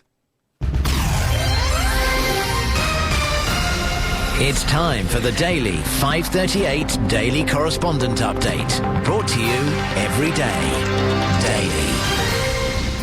Good day. You are listening to a high-powered telepathic message from patient Katya, locked in a high-security unit in an asylum somewhere. This might be my last B-horror movie correspondent ever. The doctors here say I've contracted Mycus Mendoza-fitis horribilis. All I remember is watching this movie, Mesa of Lost Women, about a mad scientist injecting buxom ladies with spider DNA. I am not sure why. I just know that it makes them perform mesmerizing spider dances. Doctors think that the soundtrack, which is unrelenting strumming of an acoustic guitar by what must be an angry one-legged spider with a fleet's foot, drove me bonkers. Well, wouldn't that drive you nuts? Oh my God, I can only apologise. Next. Hello, this is guitar correspondent Tom in the Kingston. On my ventures in London yesterday, I spotted 2 smashed-up guitars in a guitar shop, one of which had once belonged to Jack Bruce of Cream, the other to Pete Townsend of The Who. Yeah! The Cream bass, £20,000. Tom, sorry, I interrupted. Do that last fact again. Oh, okay. The cream bass was £20,000. You put me off now. So I know. Sorry. I thought you were going to end there. I didn't know you had more for us. No, I have more. Oh, bring it on. Okay. The cream bass was £20,000, and the Who Les Paul didn't even have a price on it, and just said, "Serious offers only." Oh, how I wish I was a millionaire. Oh man. Good lad. Thank you. Sorry. Excellent correspondent updates. Those 2 are not going to get the sack on. I think. If Sunday's the 30th, it's the 28th. I've got to check the calendar. How do I get a calendar up on the computer? Is it in the emails? Oh yeah, hang on a second. July the 30th. Yeah, so it's the 28th then, is the date that we're updating the correspondent list, and that means a lot of people are going to get the sack, a lot of promotions, and a lot of new blood will be coming in. Let's just say those 2 guys... Well, they were entertaining correspondent updates, so thank you. We do that every day at 5:38, if you're interested. Craig? Hello. Hello, mate. Hang on, so is Dion? Hello, mate. Well, can you stop blowing down the phone? Sorry, that's the wind. That's okay. No, don't worry. Well, just 'cause I couldn't hear Craig. Craig, sorry, carry on. Yeah, I've got some good news about your height. Go on. Firstly, when I heard the story, it was a little bit crackly on the radio. Yes. I couldn't quite get how... And when he put his finger at your bottom, how did that determine your height? No, that was... I had a full medical examination. Right. And the finger at the bottom and the feeling of my testicles were separate incidents. Oh, it had nothing to do with your height? No, the height was taken by a nurse at a different period of the examination. I gotcha. That confused me. Oh, no, I forgot that you're not supposed to... Basically, it was a full medical, so they did blood tests, urine tests, everything. I forgot you're not supposed to eat. So I had poached egg on toast. And I got there, and the nurse said, and just to check, you've not eaten anything this morning, have you? And I went, oh, I had a bit of toast. She said, oh, was it dry toast? I said, yeah.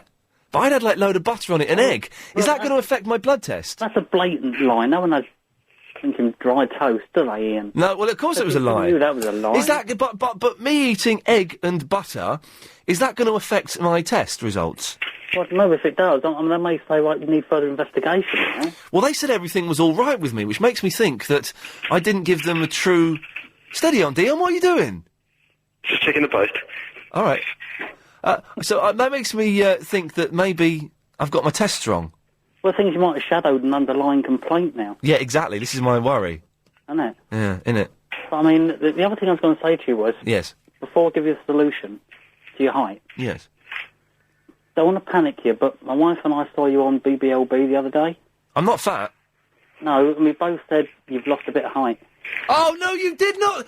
I was... Honestly... I was sitting down when I was on BBLB. I know, but it was just so obvious. We just both said, no, he's lost a bit of height. The shrinking of little Treehorn. What I think you need to do is get on a diet, because I know you said a while ago you was putting on weight, didn't you? Yeah, the diet's all right, actually. Now, the compression of the spine thing, what other callers were saying, was right, but laying down at night isn't going to gain you what you need, because you're compressing it so much during the day with your extra weight. Yes. It's not getting a chance to get... Hang on a sec. Dion, what are you doing, mate? I'm just trying to open my front door now. The key's not working. Well, what's wrong? Do you need a hand? Can we help? Yeah, go on then. I'll tell you what, when my front door doesn't work, and if I put my mouth... This is true. Put your mouth up to the lock and blow really hard. You're having a laugh, aren't you? No, seriously, have a go. Okay. Go on. Now try it. Hey! It works, doesn't it? It does, no. Good lad. Ruger. Who are we talking to? Hello?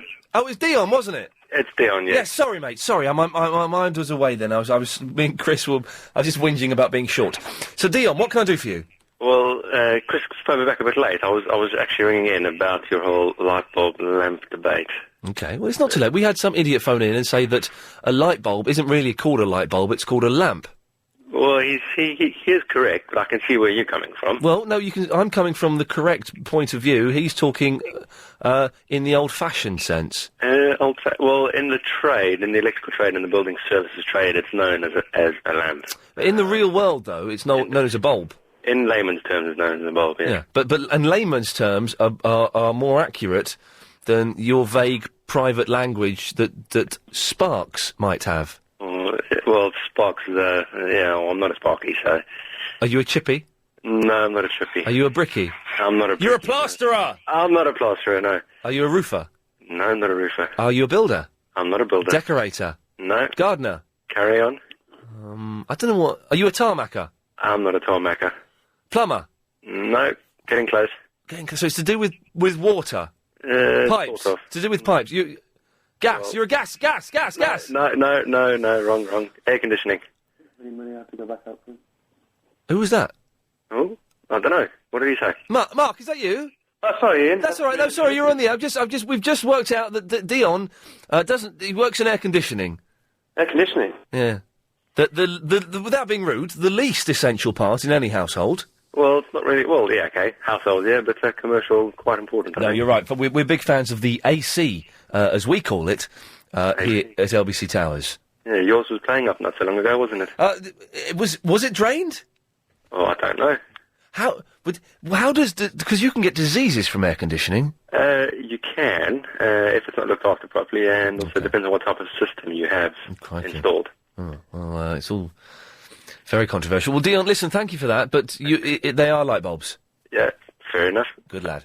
Mark! Hello, Ian. Yes, sir. I don't know anything about light bulbs or lamps. I phoned to help you out with your blood tests. I had a blood test yesterday, but I made the mistake of eating poached egg, that's right, and buttery toast. Well, I thought I should warn you, the main blood test that's likely to affect is your cholesterol level. Okay. And so I didn't want you to put that together with your pot belly you were talking about last week and end up getting into a kind of spiral of depression. They said my cholesterol was all right. Oh, well, you got away with it then. The only other thing is your blood sugar. That could be affected by food, but if that was okay, you've fooled the system. They said, well, this is the thing. They said that everything, the doctor and the nurse both said, everything is A number one, A-OK, it's fine, these are all good results. My body fat ratio. Does that make sense? Yeah, yeah. That was slightly up. Okay. But everything else was fine. So the egg and the butter has beaten them. It has. It's fooled them. Lovely. All right. Well, that's good to know. But I'm still just under 6'3". Yeah, right. Sorry, who's that? Who's this? It's Phoebe. Phoebe? Phoebe.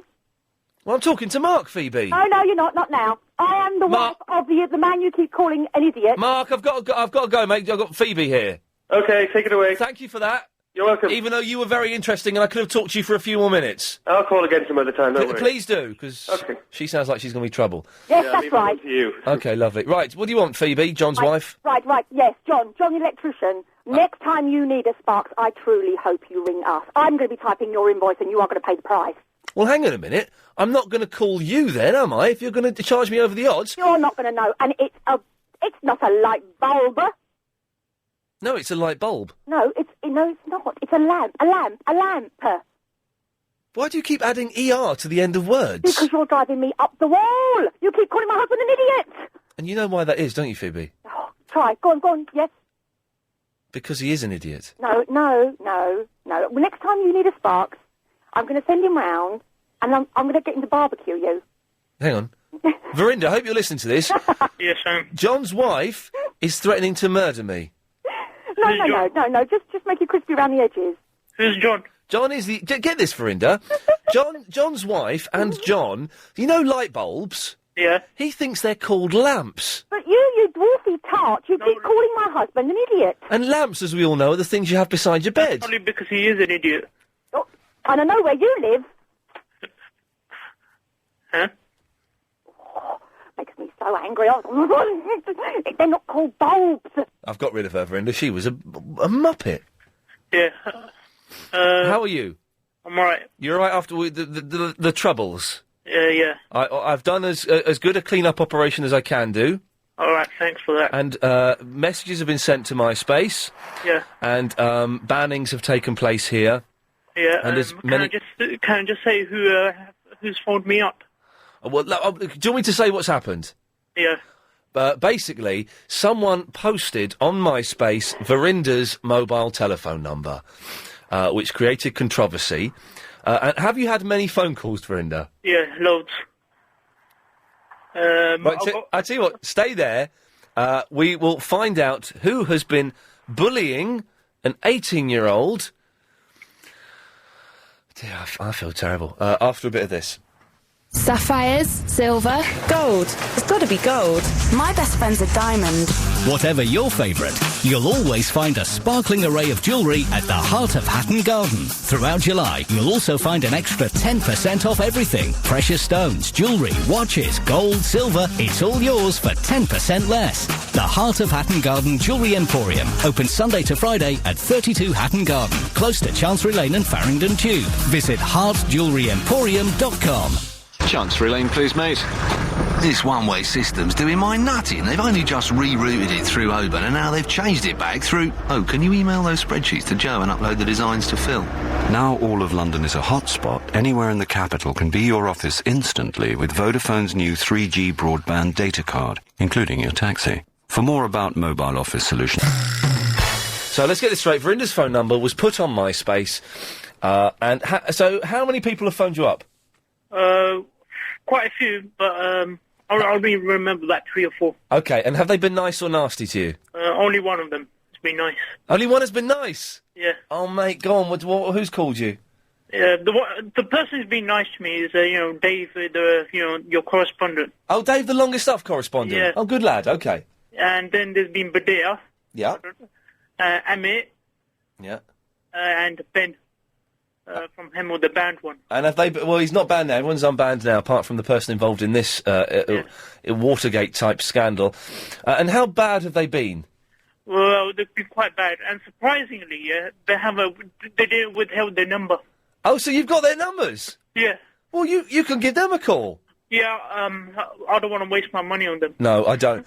So what are you going to do? Are you going to keep that number? I'm going to actually keep the SIM, but I'm going to change my number, so... and how much is that going to cost? About £10 probably. £10. Well, Verinda, send me the bill. All right. And I'll pay that for you, because that's very bad, I think, what happened. Okay. It's not quite the same as James O'Brien giving £700 to paedophile charity, but I'll send me the bill, Verinda, and I'll pay for that. Yeah, and who done the Music Thursday today? It was Craig Neal. Oh, I didn't listen. I was out doing something. I know what you've been doing recently. Oh, all right. So stop it. It's bad for you.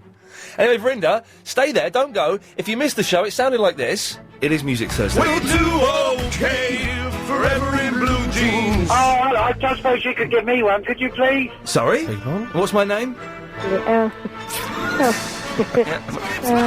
What's my name? Baby, we were born to run. I thought Craig could give me one. Too much of a bum lick. Joe, let's try and get it in and out as quickly as we can. Right, let's try it. Oh, sweet Caroline.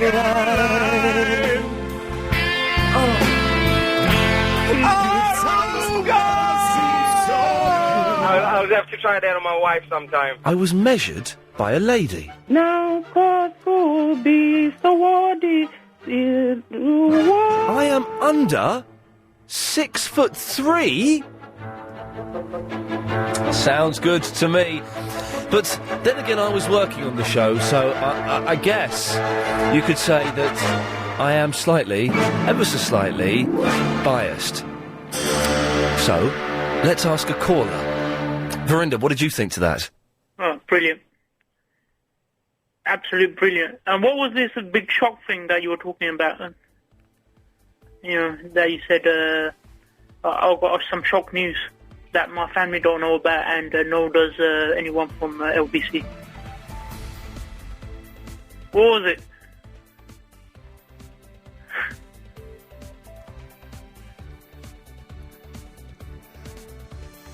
Hello?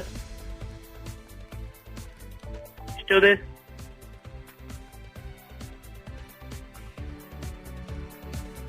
What was it then? Triple M, Mixed Mental Mayhem, 0870 90 90 973. For the last 30 minutes of the show, your calls come straight to air. What that means is you don't speak to Chris, the producer. You're not in any way vetted. You just come straight to air and you do what you want to do. Now, I had an interesting email about one of the callers. Ian, you know the person who calls you and always sings? There's a beautiful woman, sexy-voiced woman who does.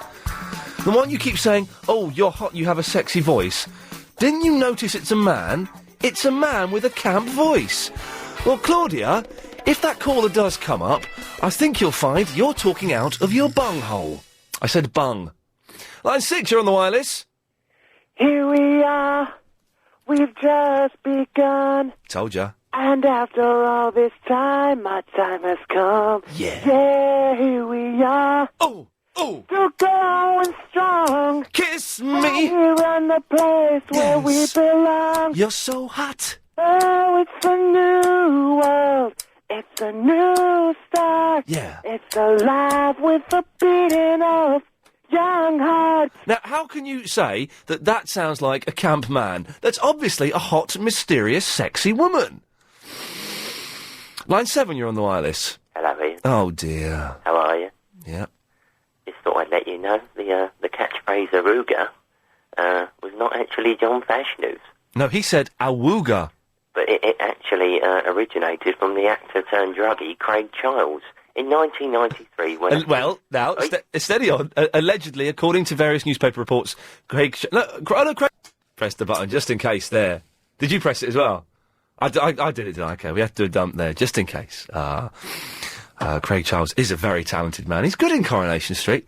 Shelley's leaving Coronation Street this week! Have I ruined it for everyone? I've just ruined it for me. Okay. Line 2, you're on the wireless. I found a hippopotamus in my attic today, so I killed it. Okay, well, that's interesting. Line 7, you're on the wireless. Hi, it's Anthony. Hello, Anthony. How are you, my friend? I'm all right. Good to hear you again. Yeah, that's right. You too. Show go okay? It was a good one. Did you hear it? Half of it, yeah. I was busy doing housework. Okay, well, you could have had the radio on while you're doing the housework. Oh yeah, cool, couldn't I? I didn't think of that. Silly me. Thank you for the CD. It should come through Monday, shouldn't it, sometime? It should come through probably next week at some point, yes. Chris is very, very busy at the moment, but he will get it out to you. That's right. Also, yes. Someone told me, if people phone up now and say Ian is a legend, it gives you good luck in the future. Someone told you, if people phone up now and say Ian Lee is a legend, it will give me good luck? Yeah, in the future. In the future? Because you are a legend, Ian. Oh, well, hopefully that's going to bring me good luck. That's very nice if that's the case, isn't it? Yes, line 10. I wanna be loved by you, just you, and nobody else but you. Well, I'm afraid that that can't happen at the moment. Line 1, you're on the wireless. Ian Lee is a legend. Oh, well, there we go. This could be my first bit of good luck. A little bit creepy, though, isn't it? Line 10, you're on the wireless. Hello, is that Chris Lee and Agent Ian? Could be. Oh, yeah, it's a sexual love clinic in Paddington here. Yeah, you came in for some tests on Monday and something's come up on the results. Oh, well, crikey, no, I'm not shorter than just under 6'3", am I? No, well, I'm only a work experience boy, I don't understand. It's the sexual health clinic. Oh, yeah? No. Steady on now. Let's all just, can we all just take a moment just to sit back? Deep breaths, everyone. Come on, deep breaths. Let's just calm down. Line 10, you're on the wireless. Hi, Ian. Charlie Wolf here. Hello, Charlie Wolf. How's it going? I'm letting you know, Ian, I'm going back to America. I've had enough of you, boy. I heard... No, hang on a minute. I heard that you were going to be doing the breakfast for a week on the Big L. No, I don't think so, Ian. I can't stand you, man. You know what I'm going to do before I go back to America? OK, Charlie, what? I'm going to come round and give you the hiding of your life, boy. I don't think so. Excuse me. Line 2, you're on the wireless. Hello, good evening, Ian. Hello. I'm calling because good I evening. listened with some dismay to you saying you broke the rules of your blood test. I did. That was a very serious error because your test will be wrong, you see. Right. Because your test is based on you not eating, which you told the girl you didn't eat. Right? Yes, I lied to her. So they've looked at it and said, oh, look at these results, and he hasn't eaten, he's okay. But you did eat.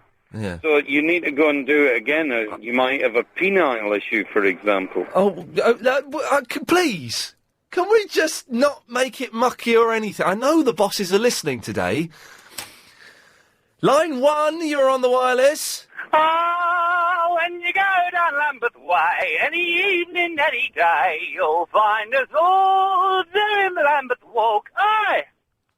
There we go. That's more like it. Family entertainment, as it was meant to be. Are we back up to speed yet? Okay, well, 10 will be all right. Line 10, you're on the wireless. Ian Lee is a legend. Apparently, if people phone in and say this enough, it will make things, give me good luck in the future. Okay, we're back up to speed. Line 1, you're on the wireless. A legend. I've seen more talent on Challenge TV. Do you know what? I made... You know, is it The Mint? What's the one on ITV? Overnight quiz show, the Mint. I made so many phone calls to that last night that you get a message saying, you have made over 20 phone calls to The Mint. And then I made like another 10 or 15, because I wanted to phone up. The answers are obvious, but I wanted to phone up and say, is it Ghostbusters 2? To the really fit woman. But I didn't do it. Line 9, you're on the wireless. Good evening, this is Picture Phil with baseball news. After the All-Star game, regular league play returns tonight with Detroit against Kansas City, Boston against Oakland, and Baltimore against Texas. More news soon. Pass it on. Thank you. We will be passing it on indeed. OK, let's have a little break there, I think. 0870 90 90 973. Of course it is the telephone number. Iain at lbc.co.uk is the email. More of your phone calls straight to air after we've had a bit of this. This is Ian Lee, ladies and gentlemen. This surely is... Can't get any worse, can it? Oh, he's a good lad. I can't tell you how excited I am, and there's more to come, apparently. OK, excuse me. Last 7 minutes of the show.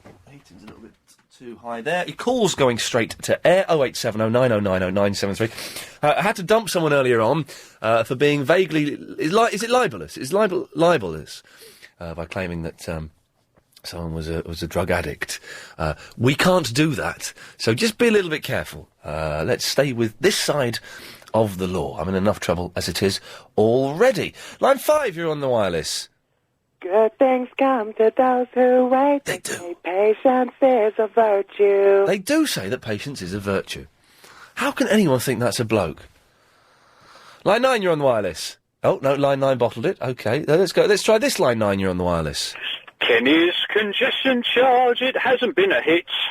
Does it keep traffic flowing? He doesn't give a fig. Yes. I can't... Clive's congestion charge song, have you heard it? It's brilliant, isn't it? Isn't it brilliant? Pay your congestion charge. It's genius. I can't remember how the rest of it goes. I don't want to sing it and get it wrong, but I wouldn't mind a copy of that. It'd be a good ringtone, wouldn't it? Ding ding ding ding ding. Line 6, you're on the wireless.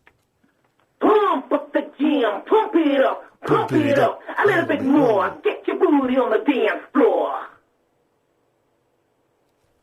I think that's all we're going to get. Was that Salt and Pepper? I think that was Salt and Pepper. Line 7, you're on the wireless. Booyaka.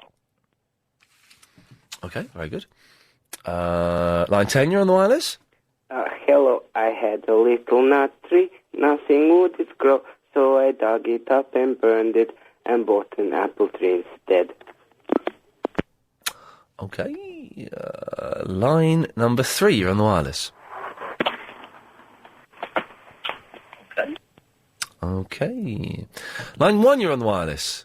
You like salad and chili sauce, sir? No chilli sauce, no thank you. Garlic sauce? A little bit, but don't go wild. Oh, no, what the hell? Yeah, put a load on. A little bit of hummus. Oh, a lot of hummus, please, yeah. Okay, thank you very much. Can I have no tomatoes, though? Not about tomato best. Yeah. Thanks very much. Okay, bye-bye. Oh, can I get... Oh, I wanted to get a little as well. Yes, line 3, you're on the wireless. Amy Diligent. Should bring me good luck in the future. Is that a different angle of the plane that's crashed? That's amazing footage, isn't it? The fella's out, isn't he? The pilot of the plane. It hit a road. Chris said this whole thing with the plane, and hopefully, fingers crossed, no one has been hurt. But Chris said, well, why did he eject out? Why didn't he try and get it to somewhere where there wasn't, any buildings? Well, firstly, it was near a field, although it looks like it may have crashed on the road. But secondly, when you go to eject, I'm guessing, if you're in a jumper jet, what do they call it, Harry jumper jet, that you haven't got that much time when you think, I've got to press this red button, I've got to do it now, I haven't got to... You've got to jump out of the jumper jet when you can. Does it sound like I don't know what I'm talking... You couldn't steer it out to sea, it's in the middle of Oxford, sure. I don't know what I'm talking about. Line 9, yes? Hello, I'd just like to say, Joanne Webb loves John Haynes. Yeah, this is the rumour that's going around, but I love Joanne Webb because she has got those excellent clips of... I'm going to play another clip, almost as if it's my birthday. Let's have this one. Ian, this really is the worst show you've ever done, isn't it? Thank you, mate. Yes, it is rubbish. Line 7, you're on the wireless.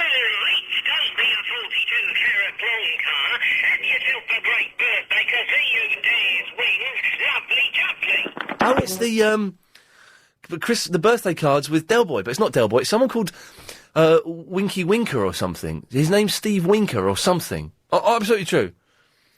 Anyways, by the by. Yes, line 2. Verinda was asking Iain Lee what this bad news was. You're on the air, by the way. Did he actually... Sorry? You're on the air, by the way. Oh, is that Ian? Yes, hello there. Oh, sorry. That's all right. Verinda was asking you about this news that you were going to tell us about yourself. Yes. And I don't remember hearing you reply. The news was, yes. I have led my life believing I was 6'4". I was measured yesterday. It turns out I'm just under 6'3". Well, were you standing up when you were measured? No, I was lying. Of course I was standing up. I'm not going to answer that question. What kind of crazy fool is that? Line 10. Oh, come on and sing with me. Hey, lanky man, did you get a tan on a channel holiday? Yeah, but it's gone now. Oh, it's still there a little bit. Still a little bit two-tone. Line 8, you're on the wireless. Hello? Hello, Line 8, you're on the radio. I'm on the radio? Yeah. There's a 7-second delay, though, so I'd turn your radio off and come and Oh, speak. yeah, I better turn it off. Sorry, dear. That's okay, no worries. Now, you come straight through to air on this Yeah, bit. it's Marlene here. Hello, Marlene. Yeah, but I've never called, what's the name, Ian? Yep. Before. I always promised to call. I've called, what's his name? Clive Bull Yep. a few times. On at 8 o'clock, Monday to Thursday. Excellent show. Pardon me? Clive Bull, Monday to Thursday, 8 o'clock. No, I'm not calling him anymore. Why? Well, he upset me, so... Well, what did Clive do to upset you?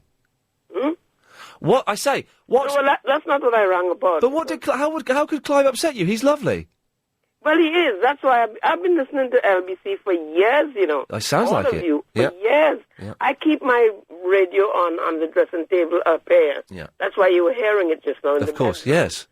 No, I live in Kensington, and he keeps saying Marlene from Kennington. I don't see anything funny about that. Because if people ring and give the wrong address and things like that, he doesn't like it when they give... It does say Kennington on the screen. Well, why don't they change it? Well, the thing is... Why was it the first few times I called, he always said Kensington? The thing is, the way the phone system works is sometimes... what happens is, when you phone up, if you're phoning up from a landline, it automatically prints your location. For example, I can see someone calling from Bognor, someone on the line from Hampstead, someone from Penge, and you're from Kennington. Yeah. No, I'm not from Kennington. I don't even know where it is. I don't even know anything about But the computer says you're calling from there. Well, why don't they change it? We can't, it's the computer.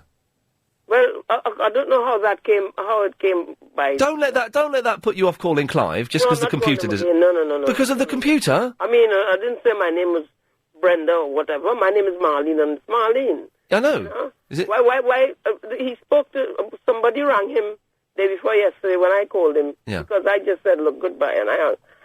Oh, no. My son, I went downstairs and I said to my son, I said, I'm not calling back. Oh, no, but Said, Mom, that's what you get when you call LBC and Clyde Bull. Well... My son told me that. I mean, I have been listening for years. It And sounds I've got like a radio in the kitchen as well.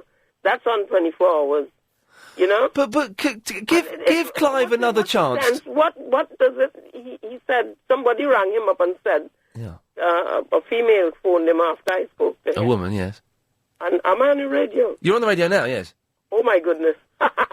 Anyhow, and she said that I told him I told him from Kensington. The thing is, when I first started calling there, yes, he always said Kensington, and he suddenly changed to Kensington. It does say Kennington on the screen. Yes. Why now? What happened when I first started calling the first I don't know. time? Listen, Marlene, give Clive a call tonight and see if you could... You are joking. Give him a call. Never again. Give him a call. I'm not one of these people that like to argue and all that. I haven't got time for No, that. of course not. I'm just the opposite. Time to I'm phone me up, laughing though. and... Bang on about it. Pardon? I say, you may have time to give him a call tonight and speak to him. No, not at all. No, I've had enough. I'm not... No way. If I intended calling him again, I would not have called Well, Marlene, I've got to go. Can I ask you something? I've got to go. The show's finishing. Oh, is it? I've got 5 seconds. Okay, then. Well, have a nice day. Enjoy your evening in Kennington. Pardon? This show is completely... If Iain Lee and